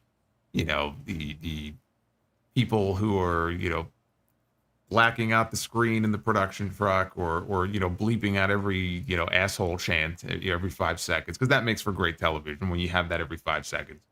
So, yeah, I'm looking forward to the move, too. I'm curious how the commercials are going to work, because we know there will be commercials, but I can't imagine they're going to be as intrusive as they are now. So I think it'll make for a better viewing experience, but I think people also just need to temper their expectations about what that means. Yeah. I mean, is it going to be more like Peacock, where we get, for the premium service, we get WWE-related commercials, where we get vignettes of said superstar, or we get those long, drawn-out, commercials for like a new upcoming documentary or something along those lines? Is it going to be that, or is it actually going to be genuine commercials that we see now on USA Network with, Tidy Cats or fucking hefty trash bags or something along those lines? What type of commercials are we going to get? I think it might be a mix of both, like Tidy Cat. I don't know. I love how that's the first thing you went to, instead of the Wingstop commercial. I'm surprised you didn't mention that. Or fucking first. Pizza Hut or whatever with that god awful commercial for the New York City corrections officer test that we get every fucking week. You get that? What? No. What are you talking about? What? What are you talking about? Tell me more about I get some this weird ad. fucking commercials, man. I don't know. I thought you and I get the same commercials, being that we're both in New York.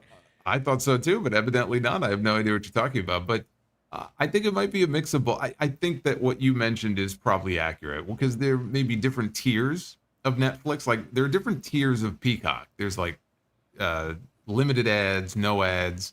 And like on the version that I have, I think I have the top version. On the version I have, these long extended video packages. So I think it might be a similar thing where if you have, whatever the top tier is, you may get more of that and not the actual ads. But they're probably still working all that out. They still have another, 6 months, I guess, before they end up there. So I don't even know that they've worked out all the details yet. I'm excited about it nonetheless. It's one of the major changes I'm very much looking forward to on WWE television. Speaking of changes, NXT has a premiere date. PW Insider's reporting that when they move to CW, that the debut episode on CW will be October 1st. So WWE has yet to confirm that date, but Mike Johnson is usually spot on with these things. So October 1st is being looked at as the debut date for NXT on CW.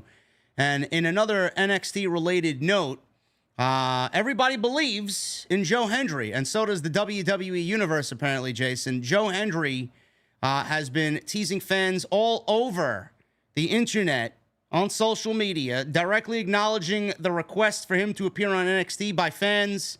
And Corey Brennan of Fightful has now learned that Henry is one of the names that WWE is probably going to end up bringing back after his 1-minute elimination in the Battle Royal last week.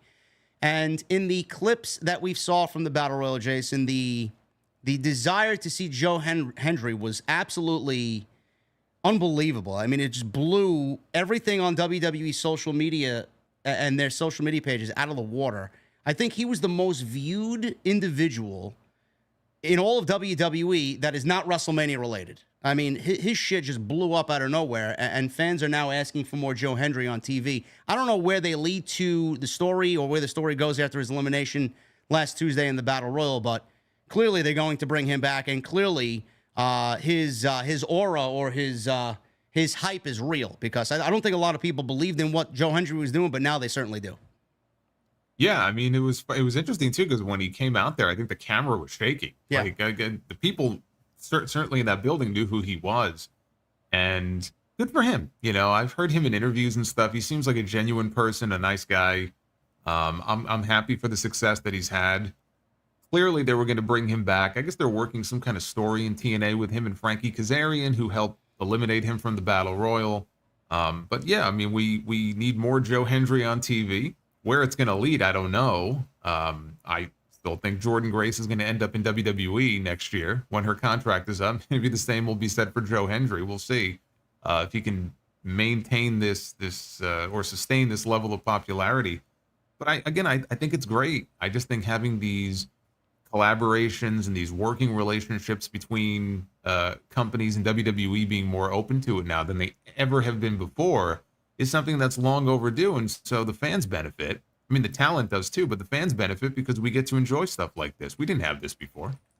Yeah, this is a partnership that I didn't really expect, and B, I didn't know how TNA would benefit from this, but apparently, their ratings have been up with the WWE partnership. Tickets for their shows have been up, and they are now adding extra seating to their already scheduled shows. So clearly the demand for TNA, because of their working relationship with NXT, is there, and it's making the show a little bit more popular. How long is that going to be sustainable? I don't know, but good for them. There's a lot of great people over there, a lot of great talent that I hope gets at least some shine on WWE television, so at least what you're getting over there.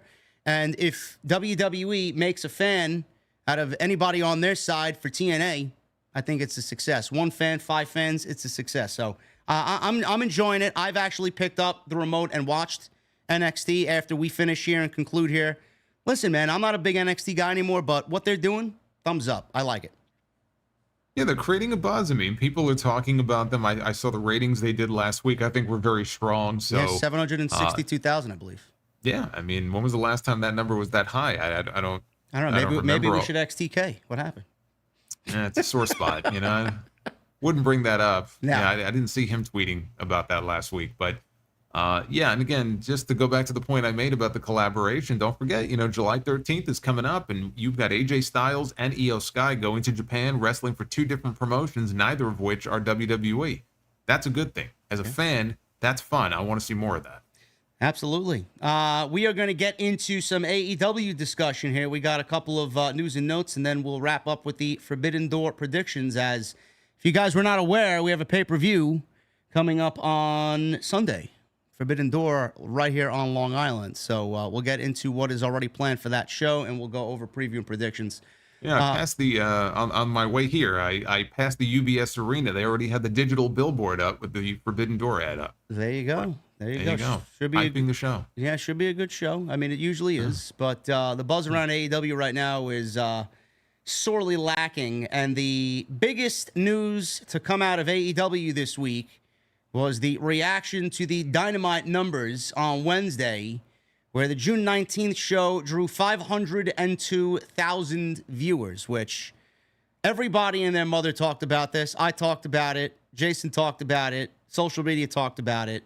We all did a double take. We weren't sure if it was a error. We weren't sure if it was the collision number. The collision number. We didn't know what the fuck was going on, but the number was down from the 681,000 viewers the show drew on June 12th. It is the lowest viewership for a non-preempted show in Dynamite history. Now, Fightful spoke with AEW sources about their feelings on the number and how they rationalized it. They were told that the typical lead-in for AEW, which is the Big Bang Theory, usually does a demo number of 200,000 to 250,000 for their final quarter hour. This week's lead-in, or last week I should say, was the Black Panther, which they said landed at under 85K in the demo for the final quarter hour, which is a significant drop-off.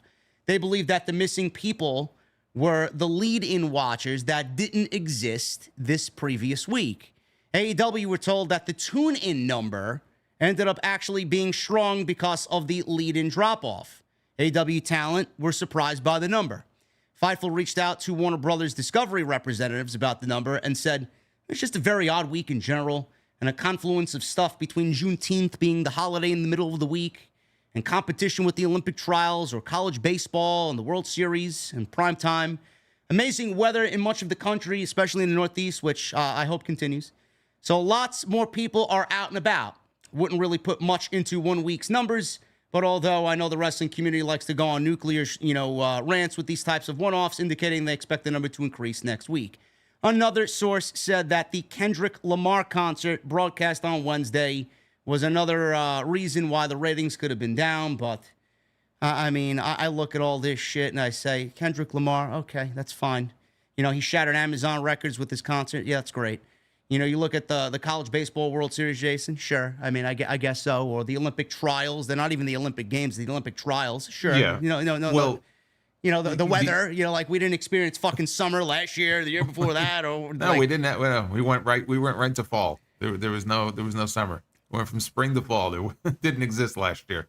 I will say, I'm sorry. Let me just say this, but the Kendrick Lamar thing, I could see that having an impact to a degree, because Dynamite still was third in 18 to 49 on all of cable for that night with that number. Okay. So there was something going on that night. that they would still come in third, but yet the numbers were so down. So I can believe, I can buy into the fact that it maybe had a small impact. I don't buy that as the excuse for why they came in at exactly that number. I think that there are people who are, clinging to that a little too much. I think there's a variety of factors for it. And I think that I know you've obviously commented on what you think is the number one reason. I will get into my reason in a second, but I have a question for you because you and I have not debated this topic yet, and I know you are very vocal when it comes to this type of thing, as am I. But my question here is: so the people who watch The Big Bang Theory every week contributes to 1/3 of the AEW audience. That's the vibe that I get here. So who watches Big Bang Theory on rerun and why? So, the demographic of these people. What is the demographic of these people? I am looking at the 200,000 number, which the Big Bang Theory gets 200,000 to 250,000. People that normally watch Big Bang Theory. Those people didn't care to watch this week, and there was no lead in. And from what I gather, Jason, they didn't miss the show enough to tune in. But what's the big deal here? And why doesn't AEW see this as a red flag? I said on my show this week, I said when Sheldon Cooper is your biggest draw, you have a problem. And so if the fact that Big Bang Theory was not your lead-in, if the belief is that is what took a good chunk out of their audience, if they're reliant that heavily on Big Bang Theory to raise that opening quarter hour and to raise the overall number of their show, that's a problem. That's a problem. Now, it's 1 week. Not to say that they haven't had their drops. They've been dropping all year. I mean, Dynamite year over year last week. I mean, last week's number compared to a year ago, 44% down. 51% in the demo. I mean, there's no positive way to spin that. That is depressing. Last year, their highest quarter hour going into Forbidden Door was 976,000 viewers. And they were doing a demo, 18 to 49 of 0.47. 976,000 viewers is what the MJF promo a few weeks ago on Dynamite did. Yeah. To open the show coming out of Double or Nothing. And they hyped all week the fact that this is his first match back. Because it was his first match in 6 months. And he was wrestling Roosh, top star in the company, going in first match, commercial free. It was alarming to me that didn't pop a bigger no, it was still, I think, the highest quarter on the show, but it was alarming to me that it didn't do better than it did, considering that they had a week to hype it and promote it. So that's a problem. But 502,000, that's an outlier. Like that's just, it's an anomaly. Like it's not going to happen again this week. If it happens again this week, that's a different story. No, it'll be up this week. It'll be up this week. I mean, it was so low. Like you said, it was so low. I almost didn't even believe it was a real number. So, 500 is an outlier, but let's say they're back up to 650. It's nice that they'll be back up 150,000 this week, but it still demonstrates a noticeable drop from where they were a year ago, and it can't be ignored. Again, some people will say the ratings don't matter as much. They don't matter at all. Why do people talk about them? They may not have the same or carry the same weight they did 25 years ago when people were waiting on Tuesday mornings to see what Raw and Nitro did. But when Tony Khan goes out there and openly in these scrums talks about how the biggest metric he lives and dies by are the television ratings, hey, it's open season. I mean, he admits the fact that these numbers are important. They carry value. They have value to him. And so, okay, if that's the metric that he's looking at, then people are going to look at those numbers and see the drops, and they're going to ask the question, well, where did these people go? Like, why are the numbers so much lower than they were a year ago? What is it about the show or the product that's changed over the last 12 months that these people are no longer there? They don't care enough to tune in. Maybe they will look at a YouTube clip instead. They're still paying attention maybe, but maybe they're not, right? But they're not tuning in week to week at a time when this is supposedly their big angle, right? The Elite. This was, I can't tell you how many people I saw when they shot that angle and dropped Tony on his head. It's like, they're NWO. Really? Well, I'll tell you what, if the NWO drew numbers like this, there wouldn't have been a Monday Night War. So, again, that's why that whole comparison was ridiculous to begin with. But, if this is the big angle they're hanging their hat on here with the Elite and the Young Bucks and everything, it's not working because the audience should be going up and instead it's going down. And that's something that they have to address and they have to figure out, because I don't see them making new fans, but you want to at least retain the ones you have and try to claw back maybe some of the ones that, for whatever reason, tuned out. And it's very easy to say, oh, it's CM Punk. It's CM Punk. But again, go back and look at the Dynamite numbers even before Punk came in. They were pulling millions. I say millions, I mean a million on a lot of weeks, even before Punk came into the company. It's not like Punk came in and they were doing 1.5 million or 2 million. Again, I'm not saying he was bad for the ratings. He was good for the ratings, but that's what they were doing before him. You can't just lay it all at any one thing, right? There's probably a whole bunch of different reasons for it, but what they're doing right now is not connecting. It's just not connecting in the way that they wanted to, and that's okay to point that out. It doesn't mean you're a hater. It means that you have, a grip on reality. These are numbers here, right? The numbers don't lie. So it's just a matter of Tony Khan has to look at this and go, okay, well, what can we be doing differently, or what are we doing wrong that's chasing these people away, and how can we try to get them back? But there are just some people who don't, if they don't see a problem, they're not going to ask that question, because to them, there's no problem. If you can't accept reality and that there's a problem here, then you can't address the issue. That's the problem. They don't think that there is a problem. Right. They don't right. care. And even if there is a problem, they don't care. They don't want to admit that they're wrong ever. Yeah. But again, there were people who were going off this week and like the sky is falling, AEW is dead. And again, this number is going to go up.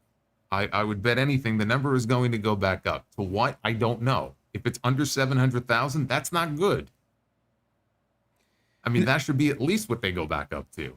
Yeah. And I pointed out on my show, I went back and I said, look, the Go Home show to Forbidden Door last year. This is the Go Home show is tomorrow night. Yeah. The Go Home show last year to Forbidden Door did 900,000. They did 500,000 last week. You think they're going to pick up 400,000 people? No, they'll be anywhere between 600, 650 tomorrow.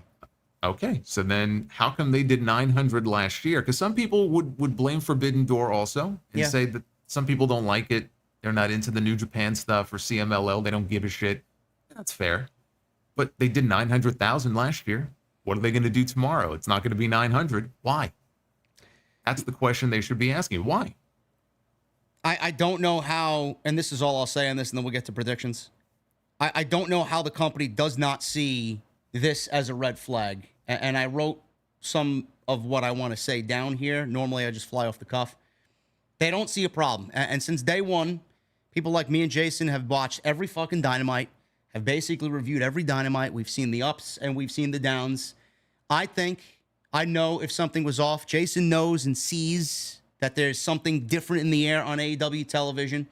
Something is off, and all of our criticisms are always valid. We care about the company and want to see it thrive. It's not going anywhere, but right now something is off. There is genuinely zero emotion in anything that AEW puts out on television. There's no emotion in anything, and there hasn't been any emotion in anything since Sting's retirement. That was, Tony Khan even said it was the best thing that AEW's ever done, and I would have to agree with him. It was fucking unbelievable. It was perfect. That was the best AEW show, if not the best, in the top 3, no doubt about it. No emotion, nothing. From my point of view, that's what's missing. Real, genuine emotion in the storytelling. People can't invest their time in just matches with wrestlers that they don't know or are just flat out uninteresting. And 200,000 people for the Big Bang Theory. 200,000 people would rather watch Big Bang Theory reruns and coast into Dynamite than actually tune in like you and I do, Jason, at 8 p.m. I don't watch Big Bang Theory. I don't leave my TV on. As soon as Dynamite comes on, 8 o'clock, boom, my TV's on. I don't watch anything before. I don't watch anything after. The TV goes off after, and the TV's not on before. Tony Khan never gave these people a reason to miss AEW Dynamite. The concern is, and I've always said it, stories. They don't tell stories. You mentioned, Jason, what they were doing differently when the Go Home show for last year's Forbidden Door did 900,000. And what they were doing before Punk. What were they doing before Punk? Punk wasn't drawing 1 million viewers. What was the reason why AEW Dynamite ratings were higher, 2-3 years ago, as opposed to when Punk is there, because they were telling stories. And that's what's missing right now. I feel like the storyline aspect is just whatever Tony Khan wants to throw at us on TV. I mean, for example, look at what we got on Wednesday. We got Swerve and Will Ospreay teaming together in a Can They Coexist tag team against the fucking Gates of Agony. Didn't Swerve take care of Brian Cage a couple of weeks ago? Didn't he dispatch of Gates of Agony? Like, why? And after the promo that we got on last week's Dynamite, why the fuck does Will Ospreay want anywhere near Swerve after he mentioned his family not once but twice? Don't you think the intelligence of the fans is being insulted at that point, Tony? That's only one example. That's just a fucking glaring, simple example of why people have tuned out. You treat them like fucking idiots, and that's why they don't want to watch anymore. There's no emotion. Well, one way to explain that it still could be, I guess, but that it was the Bucks who made that match and not Tony Khan. I don't know if they made that clear or not, but they should. No, and the storyline with the Bucks is failing. I mean, we go from anarchy in the arena with one team AEW to a brand new team AEW. It's like we mentioned this last week. What is the goal? What's the conclusion here? What's the end goal of this storyline? What's on the line? Is AEW on the line? The livelihood of AEW on the line? Do you feel any threat to these guys running the company? How can they fucking run the company? How can I believe they run the company when Tony Khan is physically there backstage? I don't understand where it's going. Where's it going? My biggest issue with the story. It's like they're basically doing this hostile takeover in effect, and they're abusing their power. I mean, that's basically what it is. It's an abuse of power storyline. We've had them in wrestling forever. But I mean, if you want this to come off in a believable way, it doesn't help when you acknowledge the fact that Tony Khan has been back now for several weeks. He's sitting right there. Every time somebody walks out to the ring, sometimes he'll make a decision, sometimes the Bucks will. How do they decide that? Like, who gets to decide who makes what decision and when? I don't know. But the Bucks come out there. The Bucks, here's the biggest problem with it. You want to be honest with it? Here's the biggest problem. For all the people who compared this, let's say, to the NWO when this thing first started, and not everybody did, but some people did. When the NWO invaded WCW, two things. Number one, they played it off like a real invasion. They misled people, but it was smart. It was a smart move by Bischoff. He got sued for it, but it was a smart move by Bischoff. And then he had to go on TV and say, do you work for the WWF? And they said no. But you had Hall, you had Nash, you had Hogan, you had all these people, right? The NWO is an intimidating force. Is there anything intimidating about the Young Bucks? Nothing. When they come out there, and again, they're trying to flex their muscle and run roughshod over the entire company. You got the Young Bucks. You got Jack Perry. You got Okada. I mean, I like Okada. He's great. Yeah, and I like Okada. I do. And I like heel Okada. Heel Okada has been very entertaining. But the Young Bucks are running the show here. There's just nothing believably intimidating about them when they're out there doing what they do. They're annoying heels. They're like fucking mosquitoes when they're out there. But they're not the number one heel faction in the company in the way that Tony Khan, I think, views them or was hoping that it would be. There's nothing intimidating and nothing that you look at and go, oh boy, AEW is really in jeopardy now. Like, no, they're out there and they're hawking their new sneaker, and that's cool. That's not going to get you any new viewers. So what's the plan here? What's the end goal? What's the final chapter of this story? I don't know. But all I know is the chapter so far, what they're doing, it's not working. The story they're telling, you got chapters in a story. The story they're telling so far, it's not working. It's not connecting in the way that they were hoping. God forbid MJF gets injured or he leaves the company. I mean, he is clearly their number one quarter-by-quarter draw, their biggest quarter-by-quarter draw.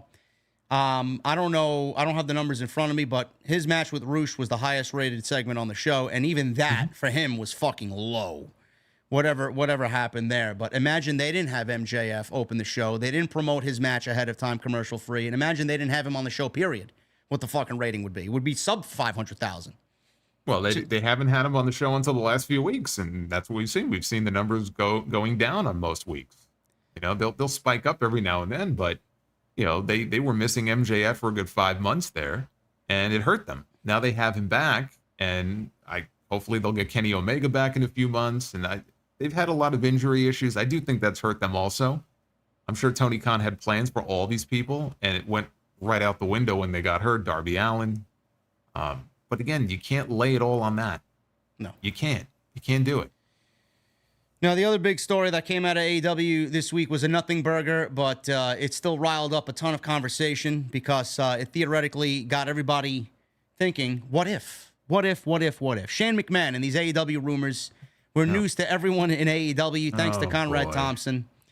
There was heavy buzz throughout wrestling over the last week regarding the possibility of Shane McMahon appearing in AEW.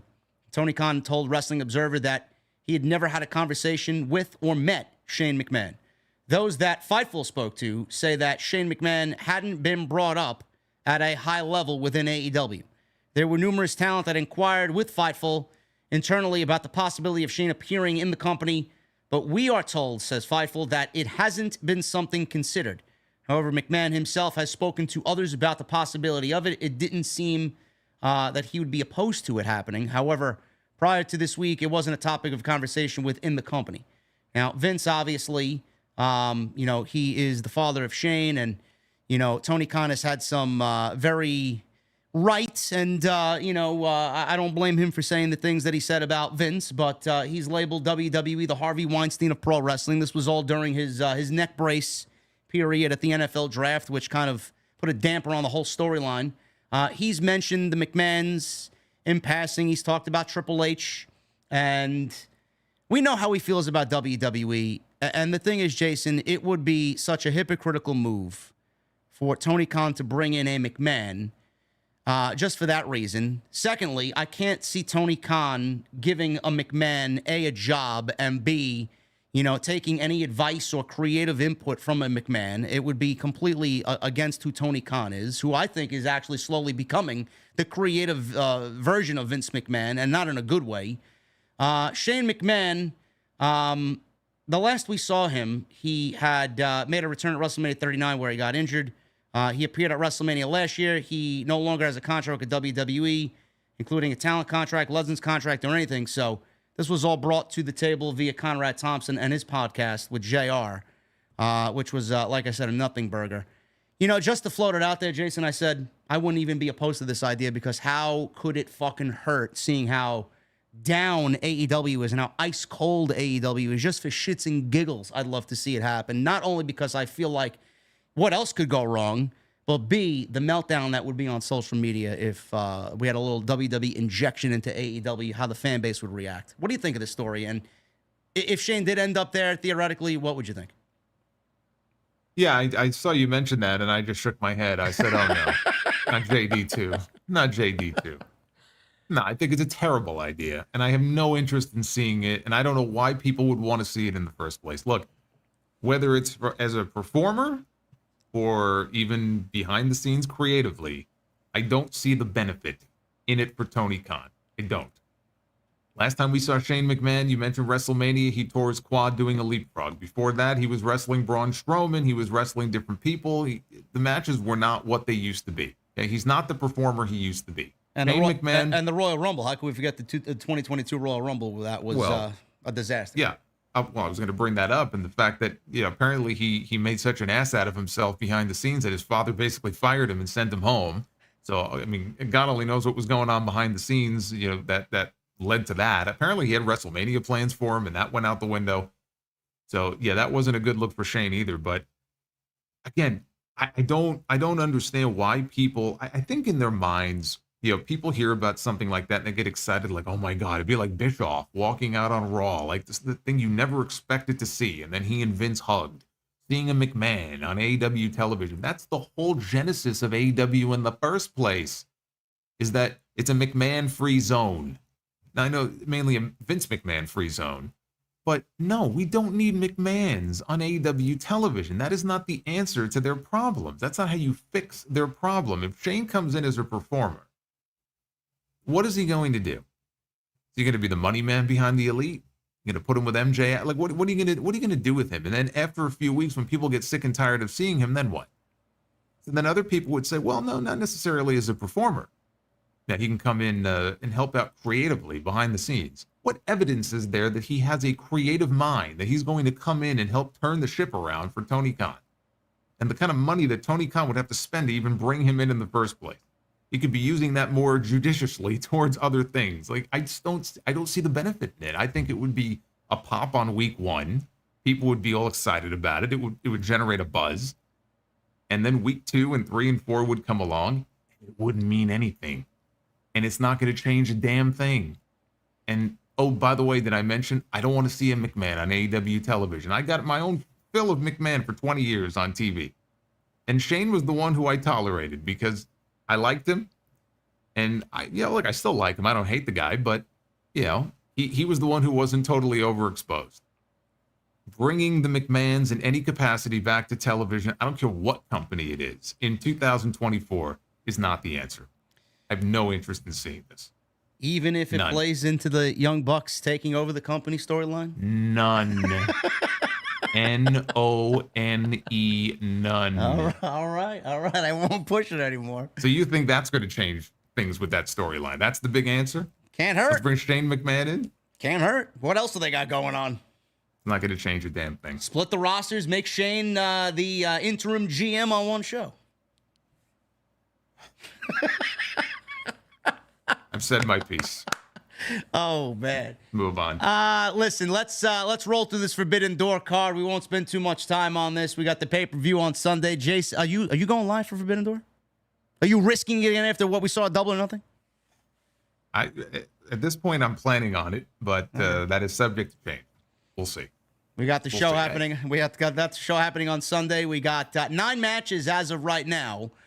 We don't know if Tony Khan is going to add another 5 or 6 to this show, but I think 4. Yeah, maybe 4. I think what we're looking at is more than enough.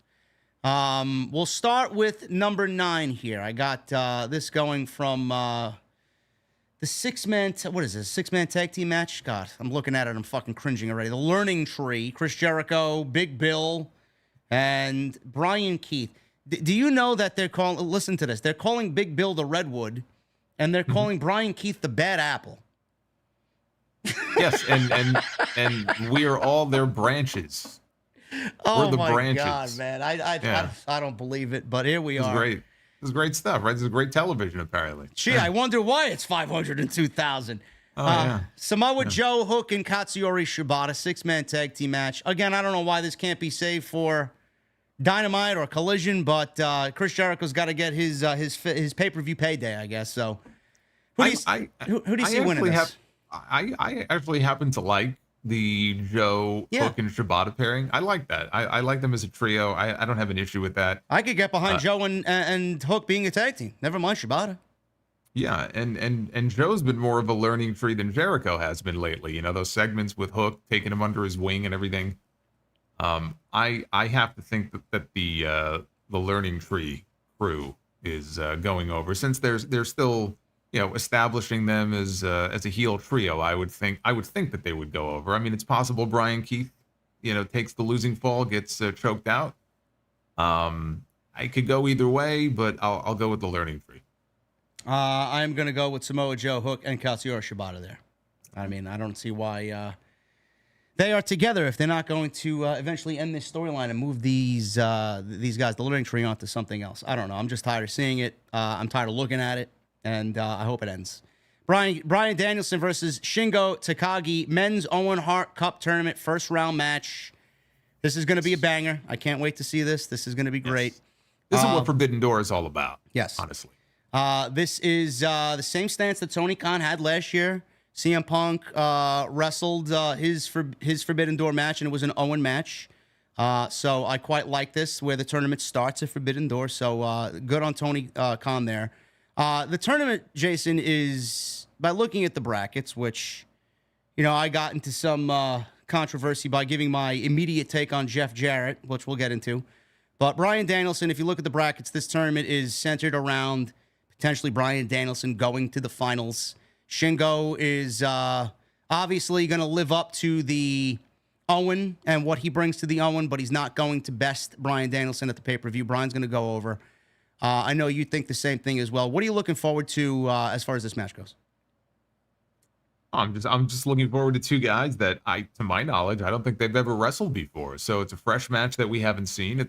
We've been blessed with Danielson over the past year. You know, we got to see him and Okada, all right, go at it at the Tokyo Dome. We got him against Zack Sabre Jr. We got him and Will Ospreay, which was a classic at Dynasty.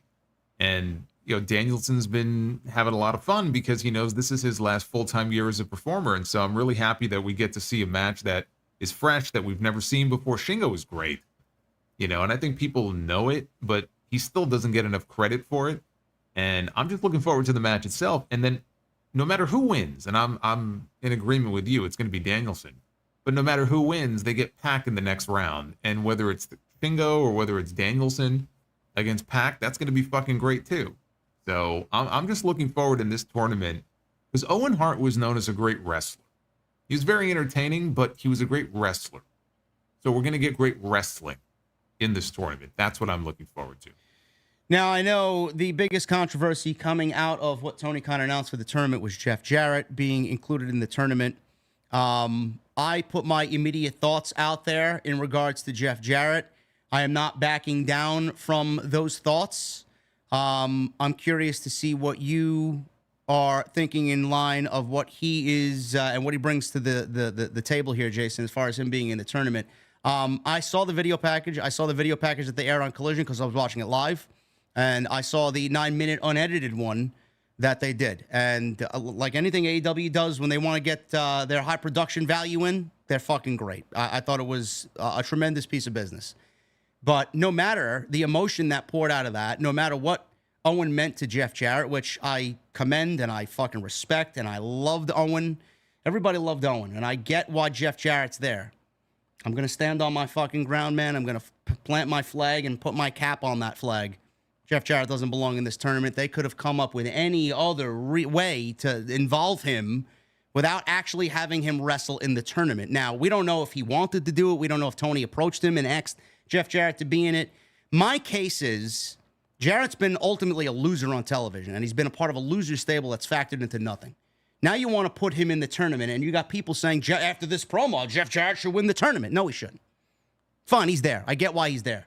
But you could have made him oversee the tournament. You could have had him announce the brackets. You could have made him a special guest referee for the finals. You could have had him be a special timekeeper. You could have had him do any one of these things. Jesse and I came up with 9 different things on Wednesday night. The fact of the matter remains, I feel like after what we've seen of him on television, and we know he's not winning, he's going to lose to probably whoever the wild card is, which I think is Adam Page. He's going to be ousted in the first round. And they're making a big deal about this because people like me made a big deal about him not being there. I'm going to stand on my ground, bro. I don't think he doesn't belong there. I'm not going to say he doesn't deserve to be there. He doesn't belong there. I don't have an issue with it because he is going to get bounced in the first round. I think it is going to be Hangman as the wild card. If Hangman's coming back in as a heel, even more heel heat. Because you watch that Jeff Jarrett, especially the unedited version. I mean, that guy is a total babyface, you know, in that segment. And probably when he comes out on TV as well. I don't know when they're going to do the match. I don't think it's scheduled for TV this week. So him occupying one spot in the tournament that is, you know, he's there to lose to whoever the wild card is. It doesn't bother me. Like, I don't get angry about it. You know, I was hoping they would load the tournament up with top names. It bothers me that MJF never even expressed any interest in being in it when you had people declaring. It's not even like everybody had a qualifier, right? People who were declaring. Bryan Danielson was the first one to do it. Pac did a promo in the back. Pac wants to be in the tournament. Great. Well, why wouldn't Samoa Joe want to be in there? Why wouldn't MJF want to be in there? So that bothers me. But Jarrett being in that spot, when you see how much it means to him, and when you realize he's not going to win the entire thing, and I saw the same reaction from people. It's knee-jerk. You know, people will react with emotion. They'll watch that and go, my God, you know, it tugs at the heartstrings. He's got to win. He's got to win. Yeah. And they forget for a second that the winner goes to Wembley Stadium in the main event to challenge for the World Heavyweight Championship. On no planet should Jeff Jarrett even be considered to win the tournament. I wouldn't even send him to the next round. But him being in the tournament, and I get the impression that he was approached about. I think he kind of alluded to that at the beginning of the thing, that he was approached about doing it. Although that doesn't mean he didn't pitch the idea. Well, why wasn't he in it last year? I don't know. It's possible because he wasn't in it last year that he wanted to be in it this year. Maybe he said something to somebody and they came back to him and said, okay, we got a spot for you. Could be as simple as that. That's why it doesn't make me angry. That doesn't really bother me. Now, if he was to, go all the way to the finals or win, that's a different story. But him having that moment, which obviously means something to him, and then let's say if it is Hangman as a heel, the heel putting him down just gets him more heel heat going into the next round, hopefully against Jay White. I don't have an issue with that, and I'm glad, by the way, that Jay White has a spot in the tournament. I would think he's going to make it to at least the second round. Yeah. Although if he was, to make it to the finals, we get Bryan Danielson and Jay White. That's another great match. So I don't see that happening, though. Yeah, I mean, I'm glad he's there, just period. So based off what we're seeing now, I think we can make an assumption that Bryan and Pac is going to be the second round match. Bryan probably will go to the finals. And then if Hangman is correct for being the wild card, Hangman, Jay White, Hangman goes to the finals. So we're looking at a Hangman and Bryan Danielson final prediction for this. And Bryan goes to All In, or does Hangman go to All In? I think Hangman does. And I think we're going to get Swerve and Hangman in the main event at Wembley. And I think there's a chance. I mean, this is the idea that I pitched. And actually somebody brought it up on one of my streams the other day, and I like the idea, is that maybe Nigel McGuinness gets involved and plays a role in Danielson not making it out of the finals, because McGuinness, in storyline, he hates this man, and he just can't stomach the thought of him going to London and him having to call his match for the World Championship in the main event. And then we get Danielson and McGuinness at Wembley Stadium, which I think we would have gotten last year had Bryan not gotten hurt. So maybe he factors into this in some way. Bryan winning and going, and this being his final year, he gets that big title match at Wembley. Yeah, I could see it, but I think it's Hangman and Swerve the way things are shaping up right now, which then begs the question, do they do Ospreay and MJF? Do they do Ospreay and Ricochet at Wembley? It's interesting, and that's a good problem for Tony Khan to have. Any chance that either Will Ospreay or MJF ends up being the wild card? MJF, no. I think if they wanted him as the wild card in this tournament, they would have saved his return for that. He already came back. So if he ends up as the wild card, it's like, who cares? I mean, again, he should have expressed interest in being in the tournament. I mean, he's got more of a reason to be there than Ray Phoenix. Yeah. But I just feel like if he was going to be the surprise entrant, that why bring him back and then have him be a surprise? I don't know. It just doesn't make sense to me. Ospreay, I think there's a small chance. He loses at Forbidden Door. He could end up being, the wild card. That I could see. And then we could still end up with Ospreay and Swerve in a rematch, and I'd be okay with that too. I mean, that was the idea that I initially hoped for and pitched. I'm cool with either one. That Nigel McGuinness thing is, that would play into some real long-term foreshadowing that they've done on Collision, because every time I watch Collision, there's Nigel McGuinness cutting down Bryan when he's on the show. So that would be actually some well thought out long-term planning there for Tony Khan if that was his original plan. So we'll see how it plays out. Yeah, but again, the idea that him being from the UK, it's like you get this big main event coming up, and he just can't stomach the idea that this man that he hates so vehemently is going to go to the main event at Wembley of all places and challenge for the world title, and he might have to call that match, and that could be what makes him just get up from the announce desk and snap. I can buy into that. I think that could definitely work. I like it. Yeah. There's a few different paths that they can go with this that I like. I still feel like Ospreay, he should be in that main event. It would be weird for him not to be. But again, I think Ricochet's coming in, and it could be a case where Tony Khan feels like, all right, we don't need to rush the belt onto Will, and if I can get my hands on this guy, and I could do those two in the ring together for the first time in 7 years or whatever it's been inside a stadium with 50,000 people. It might be too good for him to resist. If that's the way they go, we get Hangman and Swerve Ospreay, and Ricochet. Just thinking out loud here. What does MJF do it all in? Is Adam Cole ready by that point? Probably not. Probably not. So he may. I mean, you could venture a guess. I wasn't expecting him and Roosh. So who knows? I mean, who would be? Well, I mean, there's Jack Perry, who I think is going to. Well, we'll get to that, I guess. But that could be a direction too. I mean, he hasn't factored into the elite stuff at all. And you would think that if he's rah, he's got a tattoo on his fucking ankle, with the AEW logo on it. You would think that he would be involved in this elite story, or he would be on Team AEW in a blood and guts match. Yeah. Maybe he'll factor in, see that. Maybe him and Okada. If Kenny's not ready to come back in time, maybe we get MJF and Okada. That could work too. But MJF, he's got a singles match on Long Island at Forbidden Door against Hechicero. This was announced on Wednesday to I guess the lackluster response that was on social media. Why, why is this match happening?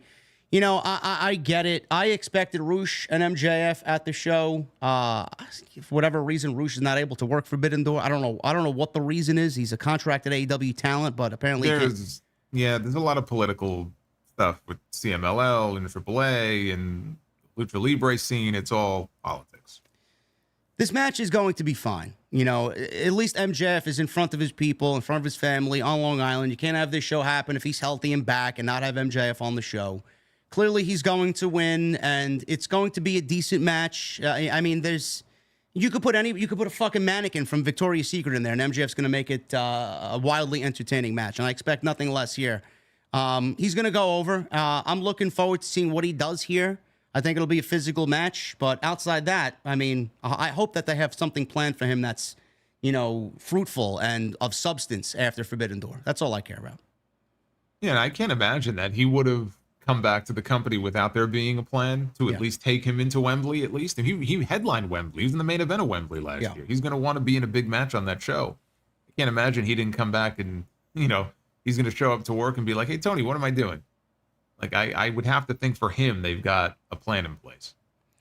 So he's going over. I'm expecting him to walk out of Long Island with the W. Jon Moxley, he will be defending the IWGP World Heavyweight Championship against Tetsuya Naito. Man, I'll leave this up to you, man. Are we looking at Moxley retaining, or are we going to get a new IWGP World Champion? I think they're going to put the belt right back on Naito. Naito's the one he beat for back in April, I believe it was, right, in Chicago.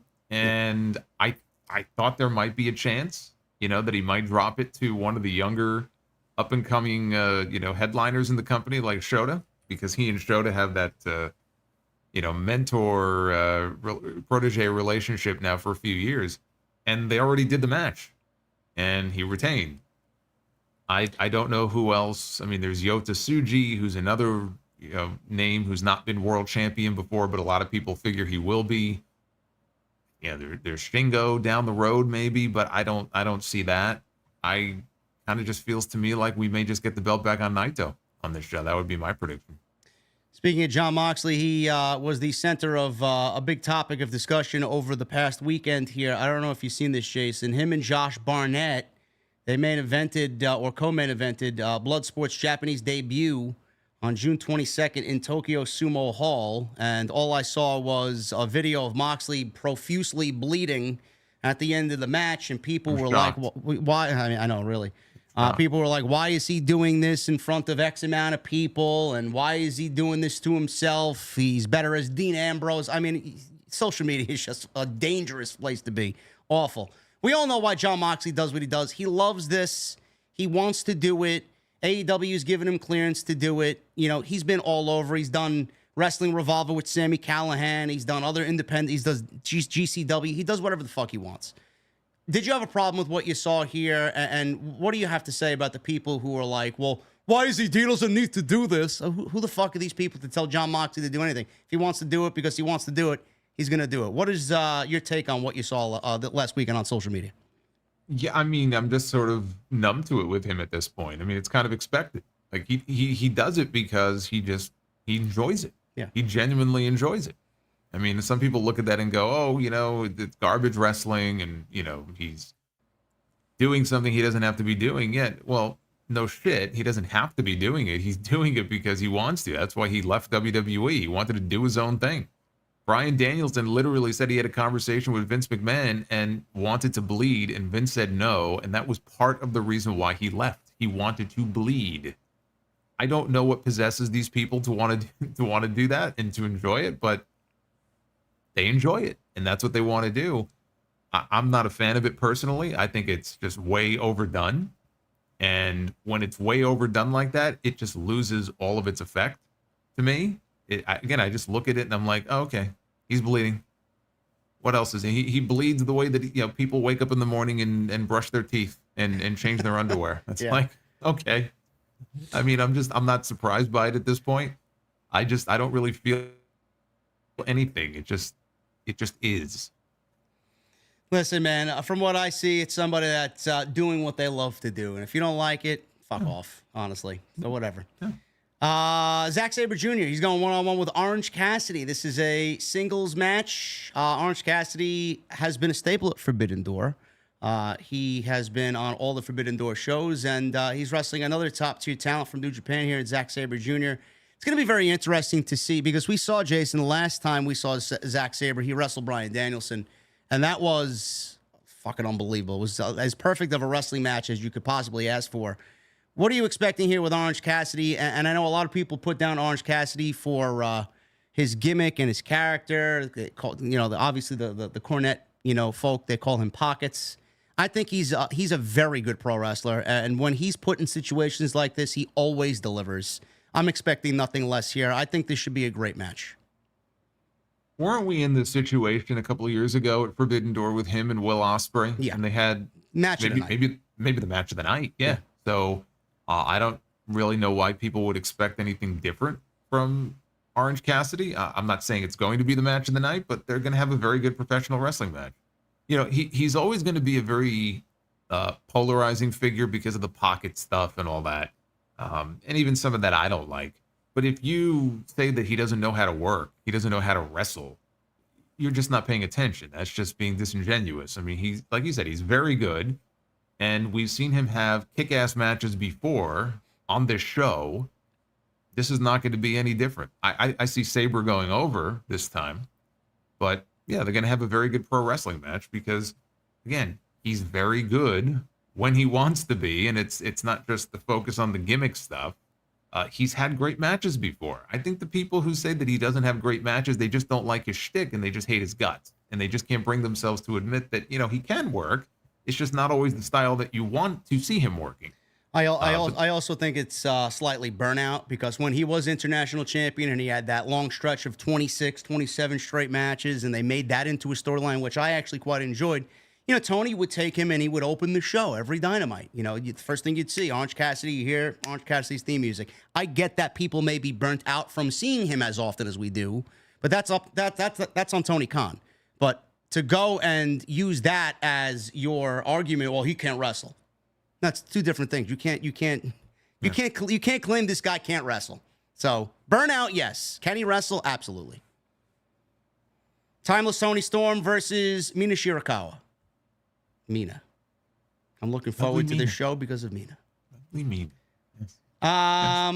Obviously, we live in a world where we have Liv Morgan on Mondays. We have Mina on Wednesdays. Who do we have on Fridays? It's a good question. Who do we have on Fridays? Nobody. I don't know. We need somebody on Friday. Who we got? Tiffany. Who we got on that roster? Tiffany? Yeah, we don't get her enough, though. Yeah. They've really phased her down these last couple of months. Got to be a reason for that. Maybe Money in the Bank is the reason, but Timeless Toni Storm versus Mina Shirakawa. Looking forward to this. I think Mina has been a welcome sight to the AEW women's division, honestly. Obviously she's a very attractive woman, and everybody loves what's going on with Mariah May. But the big story here is Mariah May and where her allegiance is going to line. Is it going to line up with Tony? Is it going to be Mina? So obviously we have that X factor there, which makes this match a little bit more interesting, more so than a usual AEW Women's Championship match. But at the end, Jason, I think everybody's going with Timeless Toni Storm to win this. And then Mariah May clearly to win, I think the odds-on favorite to win the women's Owen. And then we get them at All In. That's the direction that I think we're going. What do you think? Yep, and that's exactly the path. I think it's been that path for many months now. It's a shame because I was hoping that this year Jamie Hayter would make it back in time to be at Wembley. She missed it last year. It looks like she's going to miss it again this year, which is unfortunate. So the direction has to be Tony and Mariah. Everything's been building towards that. And people made hay about the fact that she lost to Saraya a few weeks ago, and I said at the time, patience. Saraya will be in the Owen. They're going to rematch in the Owen.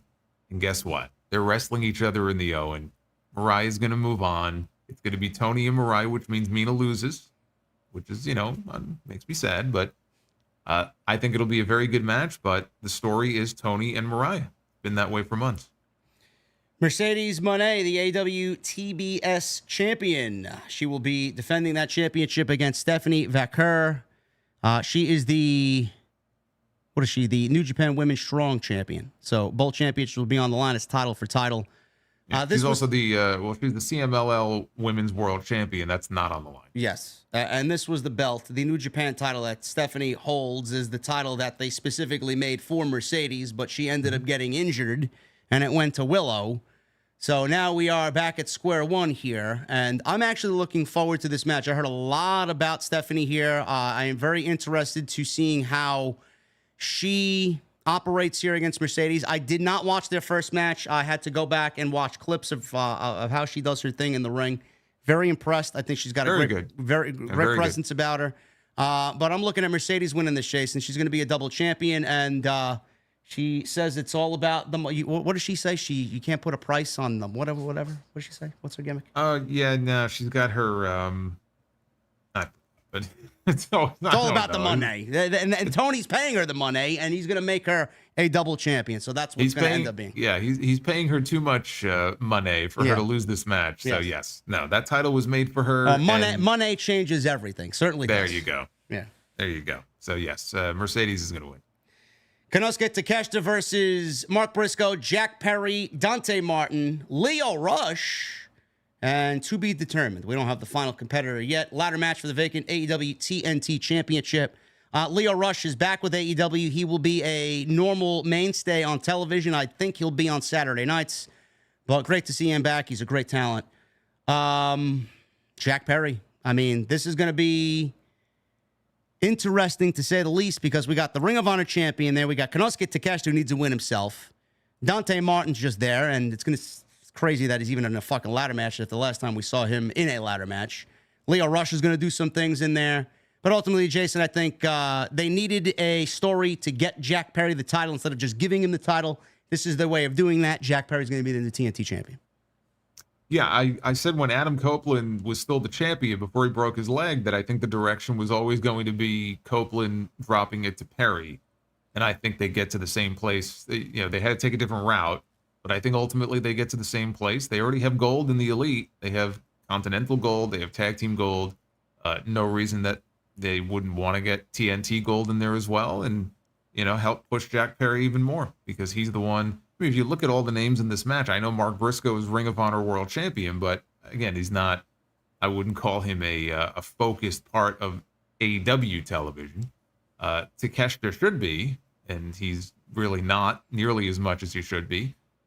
Jack Perry is the one who makes the most sense. He's the one getting pushed. He's the one who got set on fire and got the winning fall in Anarchy in the Arena. I think all roads lead to him. Will it make the Elite more intimidating with him as TNT champion? No. I don't think so. No, it won't. No. But that's not going to stop them from trying. And the main event, Swerve Strickland, AEW World Champion against Will Ospreay. He is the AEW International Champion. That title is not on the line, just Swerve's title. I'm looking forward to this. Obviously, it is the reason why we're all watching on Sunday night. And Swerve needs to win. I don't give a shit what other outcome Tony Khan has been brought, come up with or what's been brought to his table. I don't give a shit. Swerve needs to win. He needs to retain the championship. If they want to factor Will Ospreay using the Tiger Driver and then thinking against it because of Don Callis or some fuck finish where he is ending up being the wild card, you can come up with something like that, but I don't give a shit. Swerve needs to win the match. He needs to retain the title. If Ospreay wins the championship on Long Island at Forbidden Door and does not win it at Wembley, if that's the plan, that is creative malpractice. And plus, you can't do that to Swerve because people are already murmuring that his title run is a fucking fail. So you can't take the belt off of him for the new shiny toy, Will Ospreay. At the end of the day, Swerve needs to win, retain, and his title reign needs a definitive victory, Jason, and this is that definitive victory. Yeah, I mean, he's only been champion for 2 months, but he still has yet to have a pay-per-view main event title defense. This is his first one. Yeah. To send him in there and have him lose would be a huge slap in the face. And if Ospreay is going to win the world title, for him, like you said, for him to do it in New York, when you have a stadium show in London 2 months away, would just be fucking ridiculous. Keep in mind, last week on Dynamite, we had Don Callis meeting with Roosh in the back, and he said he had an opportunity for him. We don't know what that meant. We could surmise it has something to do with Ospreay because Ospreay made comments about him that he didn't like very much. So you're starting to see the cracks in the armor there in the relationship between them. I think that will factor into the finish in some way. And again, Ospreay isn't hurt by losing. They've kept him strong since day one. You know, he's unbeaten, and he's already got a title. So him losing does not hurt him at all. And they could finally split him away from the Callis family because it makes no sense for him, as big of a babyface as he is, to be aligned with the top heel, basically, in the entire company. Swerve goes over here. It's the only finish that they should be doing. It's the only finish that makes sense. Anything else, I think, is just such a slap in the face to him. And I think that ultimately when Ospreay wins the title, this is not the place to do it. You want to be doing it over in London. AEW has had a string of mediocre television over the last several weeks. I thought Wednesday's show this past Wednesday was a very good show. Barring that, you know, their pay-per-views are legit banger shows, and Tony Khan is Mr. Pay-Per-View, so I know he's going to deliver a great show. It's just the week-to-week television getting us there has been the problem. And when a good show happens, who's watching it? 4 or 5 inconsistent shows and then one banger show. Nobody's watching that one banger show. They're all fucking off doing something else. But the pay-per-view on Sunday should be a great show. Looking forward to it. And Tony Khan always delivers on pay-per-view. We will get into your super chats, guys. We had a nice audience tonight, 2,400 here tonight on episode 54 of TNT. Make sure you guys go and hit that thumbs up. We got 840 likes. I would love if we could get to 1,000 before we get out of here. Super chats are open. We're going to get into them in just a second. But please, if you have not done so, hit that subscribe button down below. Go follow Jason on his YouTube channel. I linked his YouTube channel down below in the description as well. It's right there for you. Go follow Jason on social media. Everything you need, again, in the description. And please go check out all the other stuff that I have on the channel. Plenty of it. And I'll be live tomorrow, as will Jason, for AEW Dynamite and the Go Home for the Forbidden Door pay-per-view. Jay Patterson. We'll start off with Jay Patterson. He's number 1 tonight. $5 super chat. I still strongly believe that Tama Tonga and Tangaloa are nervous about Jacob being in the group. They look shook. I see him turning face. I don't know if Fatu's going to turn face. If anything, he's going to chew the rest of the bloodline up and spit him out, and he's going to lead the new bloodline, which we discussed earlier, Jay Patterson. But whatever he does, I'll be watching because that's my new favorite Samoan, not named Roman. Michelle with a 2. Do you think Liv is destroying Judgment Day from within? Yes, I do. That's exactly what she's doing. I think that will lead to the split. And when Mommy gets back, shit's really going to hit the fan. Gold Standard with a 5. WWE always has the best television. They don't make excuses like AEW marks by saying we need the Big Bang Theory to get a good rating. Very sad. Listen, man, you can come up with all the excuses in the world. There was no NBA Finals. The NHL Stanley Cup Finals were not on that night. And everybody is out and about for the summer, man. Yes, because summer didn't happen last year. Just like NFL Monday Night Football doesn't happen every year. I get it. David Thiering with a $100 super chat. What's up, JD Solomon? So showing support for the 2 of the realest in the IWC. David, thank you, brother. We appreciate you being here as always. Thank you, David. Always appreciate your generosity. Jules with a $2 super chat. Dr. Disrespect posted and confirmed his behavior. Yes, I'm aware. I'm aware. I'm very saddened by what we heard. Yeah, that's a dicey situation. Very dicey. Beyond the Script with a $9.99. Happy birthday, Jen. Well, happy birthday, Jen. Also, JD, curious, is that the creepy stepladder noise they used for Aleister Black. Keep up the good work. What do you mean, creepy stepladder? I remember Vince added that to the sound effect when he used to come up from the grave while he was on the main roster. I thought that was like Dracula's coffin opening. Jesus. Unnecessary fucking sound effects. Well, it's like the ricochet, the pew at the beginning of the season. CRJ209 with a 32 months. Choose one, Liv Morgan or Sky Blue. Ooh. Liv Morgan. Well, he was quick to answer that. I'm going Sky Blue. Yeah, I think for blondes, what can I say? We have to stick together, you know? Saquon with a $4.99. What's up, man? What would you both say is the greatest match in each of the three biggest American wrestling promotions, WWE, TNA, and AEW? All time? Well, I mean, TNA, to me, TNA is easy. It's the Unbreakable three-way from 2005, which was Samoa Joe, AJ Styles, and Christopher Daniels. I think that's pretty widely regarded as probably the greatest TNA match of all time. WWE is a little harder. I can give you a whole bunch of different options. You know, the first Hell in a Cell, Bret Hart and Steve Austin, WrestleMania 13, Hulk and Andre, WrestleMania 3. I don't know. It's hard to narrow it down to just one. Just based off my personal preference. I've said it for years. I think the greatest WWE match of all time, and it's the greatest WrestleMania match of all time on top of it, Undertaker versus Shawn Michaels, WrestleMania 25. And then AEW, I will probably go Will Ospreay, Bryan Danielson. Greatest AEW match of all time. Yeah, I think it's definitely up there in the top two at least. But they've had so many great matches in that company that, you know, to just name it on the spot like that.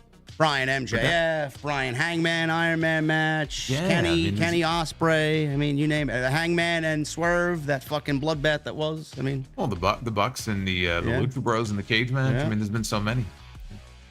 Jose Perez with a $4.99. R.I.P. Sika. I lost my stepdad yesterday. He was a fan of pro wrestling as well. Thank you guys for creating a much-needed distraction for me. TNT for life. Jose, thoughts and prayers out to you, brother.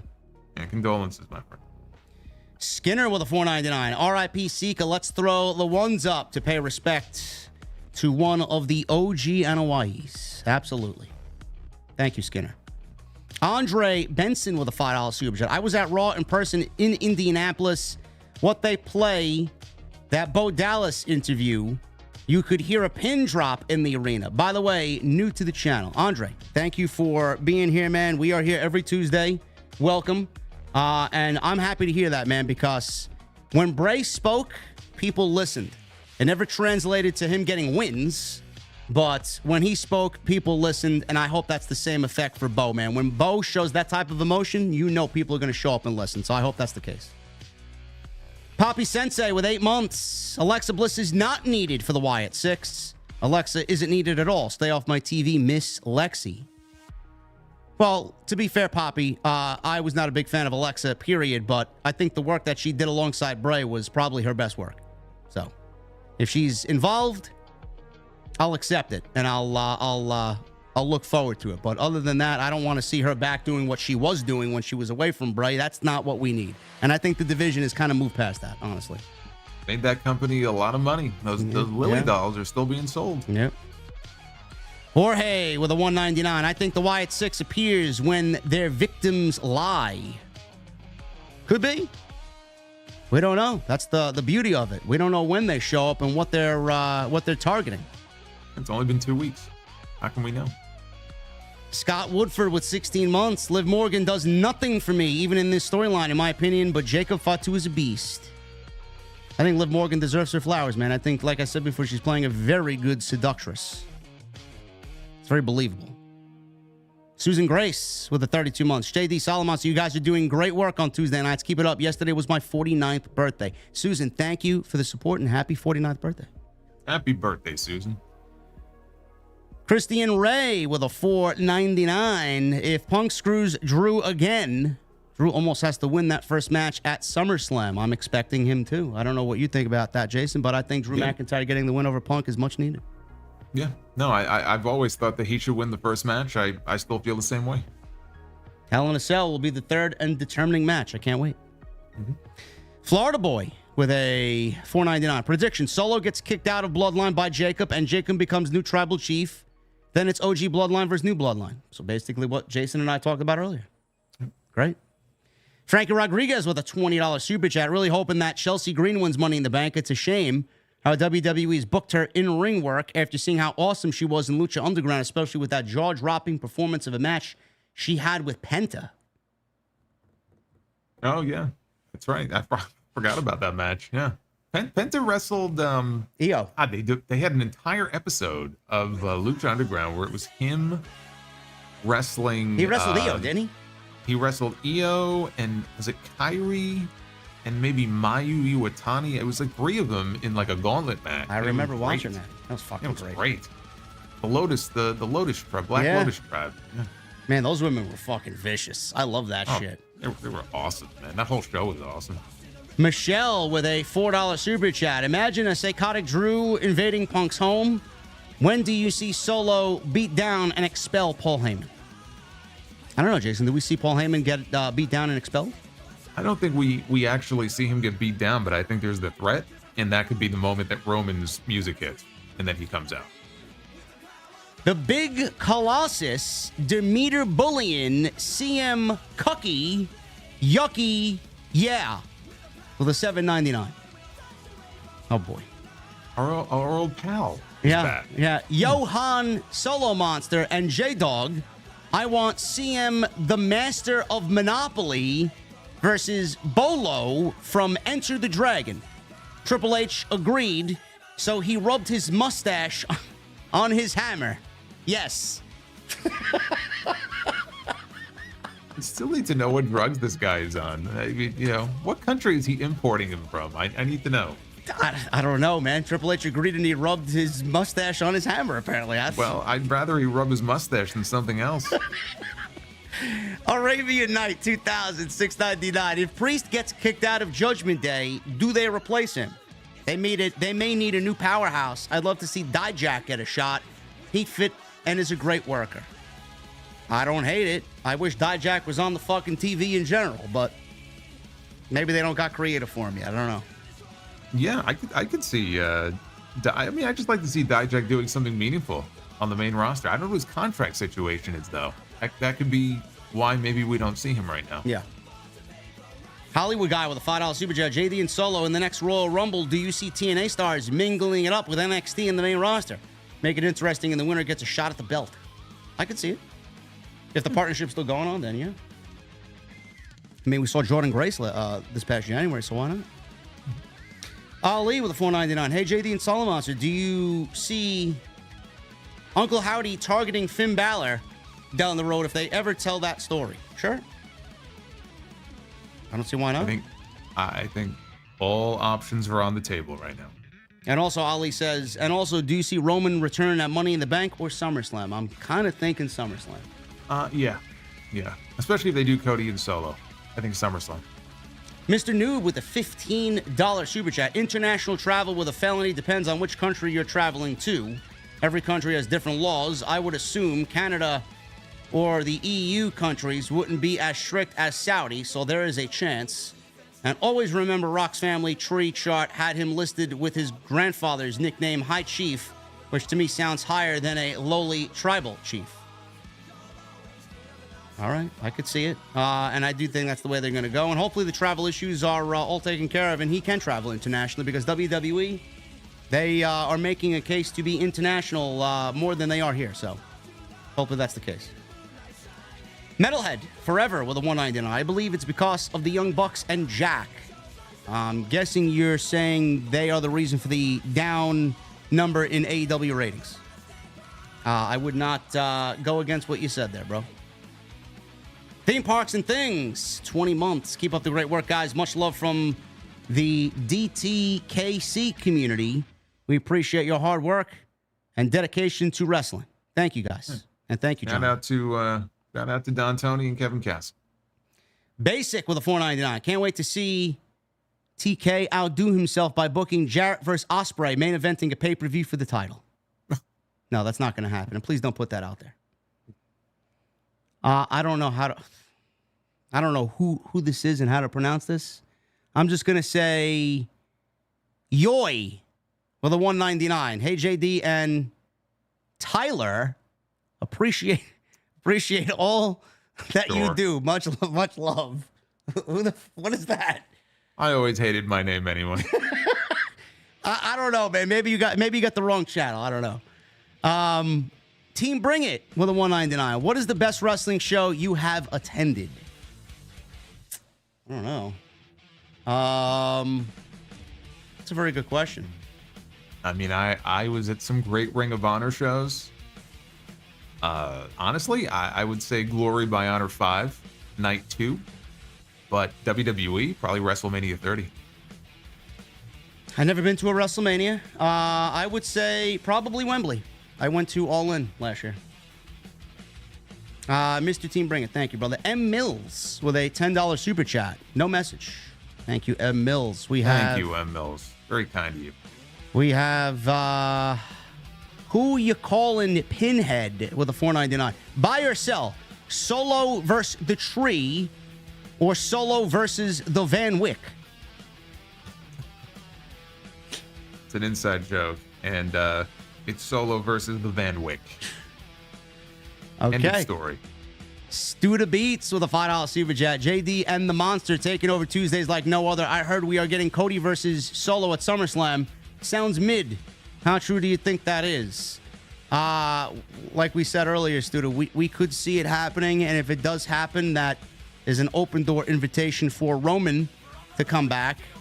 But if that is the case, Seth and Gunther needs to be the opposite world title match, because if it ain't, you got two very mid-world title matches. Why reality sucks with a $5 super chat. Jacob is already looking like a main eventer. Jesus, the aura. He is going to outclass everyone. He is. Wait till the bell rings and you see him actually work. Oh, yeah. RA with a $4.99. Good evening, fellas. If you had the pencil, who do you pencil in to give Braun's first loss? Could be Sammy. Like Jason said, it could be a fluky pin, and he's not going to lose anything by it at all. Yeah, no, but I think there's a very good chance it could be Sammy. But again, it wouldn't be decisive. No. It'd be a fluke win, and he would come back the next month and win the title. Furious Nation with a $4.99. What's up, guys? The game has changed with Jacob Fatu's arrival. Guy's a beast. Also, R.I.P. Sika. Thoughts and prayers go out to the NYE family. Absolutely. Thank you, Nation. And the game is going to be changed with Fatu. Just you wait. Mr. Team Bring It with a $1.99. What is your catchphrase if you are a wrestler? I already have a catchphrase. It's what the fuck are you guys drinking? I don't know what Jason's catchphrase is. Huh. See, it would be more like a manager than a wrestler. I always was partial to Bobby Heenan's. You know, a friend in need is a pest. It's true. I think I might go with that. Yes, that's a good one. Huh. Furious Nation with a $4.99. With SmackDown this Friday at MSG, I think Santos Escobar, Tiffany Stratton, and Blair Davenport qualify for Money in the Bank. Thoughts? Yes, Blair. I forgot about Blair. That's right. Yes. That's going to be her first WWE main roster match. I could see her winning. Definitely. Tiffany's going to win, and Jason says Santos. I'll keep an eye on that. I don't hate it. I'm telling you. Keep your eye on him. I don't hate it. Thank you, Furious. We have Saya with a $10 super chat. My question is, what would it profit Will Ospreay to be a double champion if he beats Swerve? I honestly believe that Will should be defending his championship at Forbidden Door and wrestling Swerve. I think he could defend it earlier in the show successfully, and then he could have the out if he loses later that, well, he had this exhausting match at the beginning of the show. You know, you could always do that too. Yeah, listen, man, they wanted that international championship to mean a little something. So Ospreay's the right guy to do that, but ultimately it's a dead title. I don't know what he's going to be doing with it. Maybe we'll see it defended at All In, but right now the title's not on the line. And again, if Ospreay is losing, it's not going to affect him in any way at all. Defending against Ricochet. Yeah, I could see it. MJF is beneath that title, so even if it is Ospreay versus MJF, MJF doesn't need that championship or anything close to it. So hopefully that is the way that they're going to go. David with a $5 super chat. After hearing Demeter Bullion super chat, I need a drink. Have a good night, JD and Solo. Great job tonight. Thank you, David. And thank you for the 100 bomb earlier. S. McPhee 101 with a $5 super chat. Hey guys, love both of your shows. I know you feel Jacob Fatu is world champion potential, but is that reasonable if he cannot travel internationally? I think that will be taken care of, bro. I think WWE is going to take care of that. Yeah. I'm not long term. I'm not too worried about that. Furious Nation with a $4.99. Also, historic week this week in wrestling with 2 days ago being 16 years since the 2008 draft. Was that a good? I mean, I don't even remember what happened at the 2008 draft. Oh, that was the one where they sprung Jim Ross's switch on him on live TV without telling him. Because Vince liked to fuck with him. Yeah, great. I hate it when they fuck with JR, man. I always have a soft spot for JR. Yeah. Well, they made a career out of it. It was like an Olympic sport to them. Joshua Edwards with a $5 super chat. Everyone talking about Tiffany winning Money in the Bank, but there is literally a bird in the match. She will just fly up and grab it. Good show, guys. Bird girl, yes. Yes, Jason does not factor Lyra into winning Money in the Bank at all. So watch your words carefully around him. He's not a fan of Bird girl winning. Maybe I'm just not a fan of birds. They shit on my car on the Van Wyck. We got Saya with a $10 super chat. Has anyone realized that the TBS championship that Mercedes holds is not a women's championship belt? It doesn't say that on the title. She can defend that belt against men if they allowed it. I didn't look closely enough at the championship, man. Is that the case? Possible. No intergender matches on TV. No, it's just a matter of semantics. It's like Ronda Rousey. Used to go off on why do they call it the women's title? It should just be the WWE title. Yeah, good luck with that. It's just words. Yeah, it's just words. Furious Nation with a $4.99. In my opinion, I think 2008 WWE was better than 2007 WWE, which I've watched WWE ever since September 2007. Thoughts on that? Honestly, I don't even remember, bro. I don't remember. Yeah, I mean, the thing about I can't not associate 2007 without thinking of the Benoit stuff. Yeah. So, also the same year I started my podcast, but I mean that year will always be stained to me for that reason. Daniel Malcolm with a $1.99. Jacob is who WWE thinks Solo is. True. And M. James 2000 with $2 super chat. Who was an underrated Money in the Bank holder in your guys' view? Underrated? Underrated holder? Yeah. Or cash it. He says holder. That's a weird Damian way Sandow of putting it. No, I mean, but was he an underrated? Well, okay. So the person themselves being underrated? Yeah. I would agree. I would. I thought Sandow was great.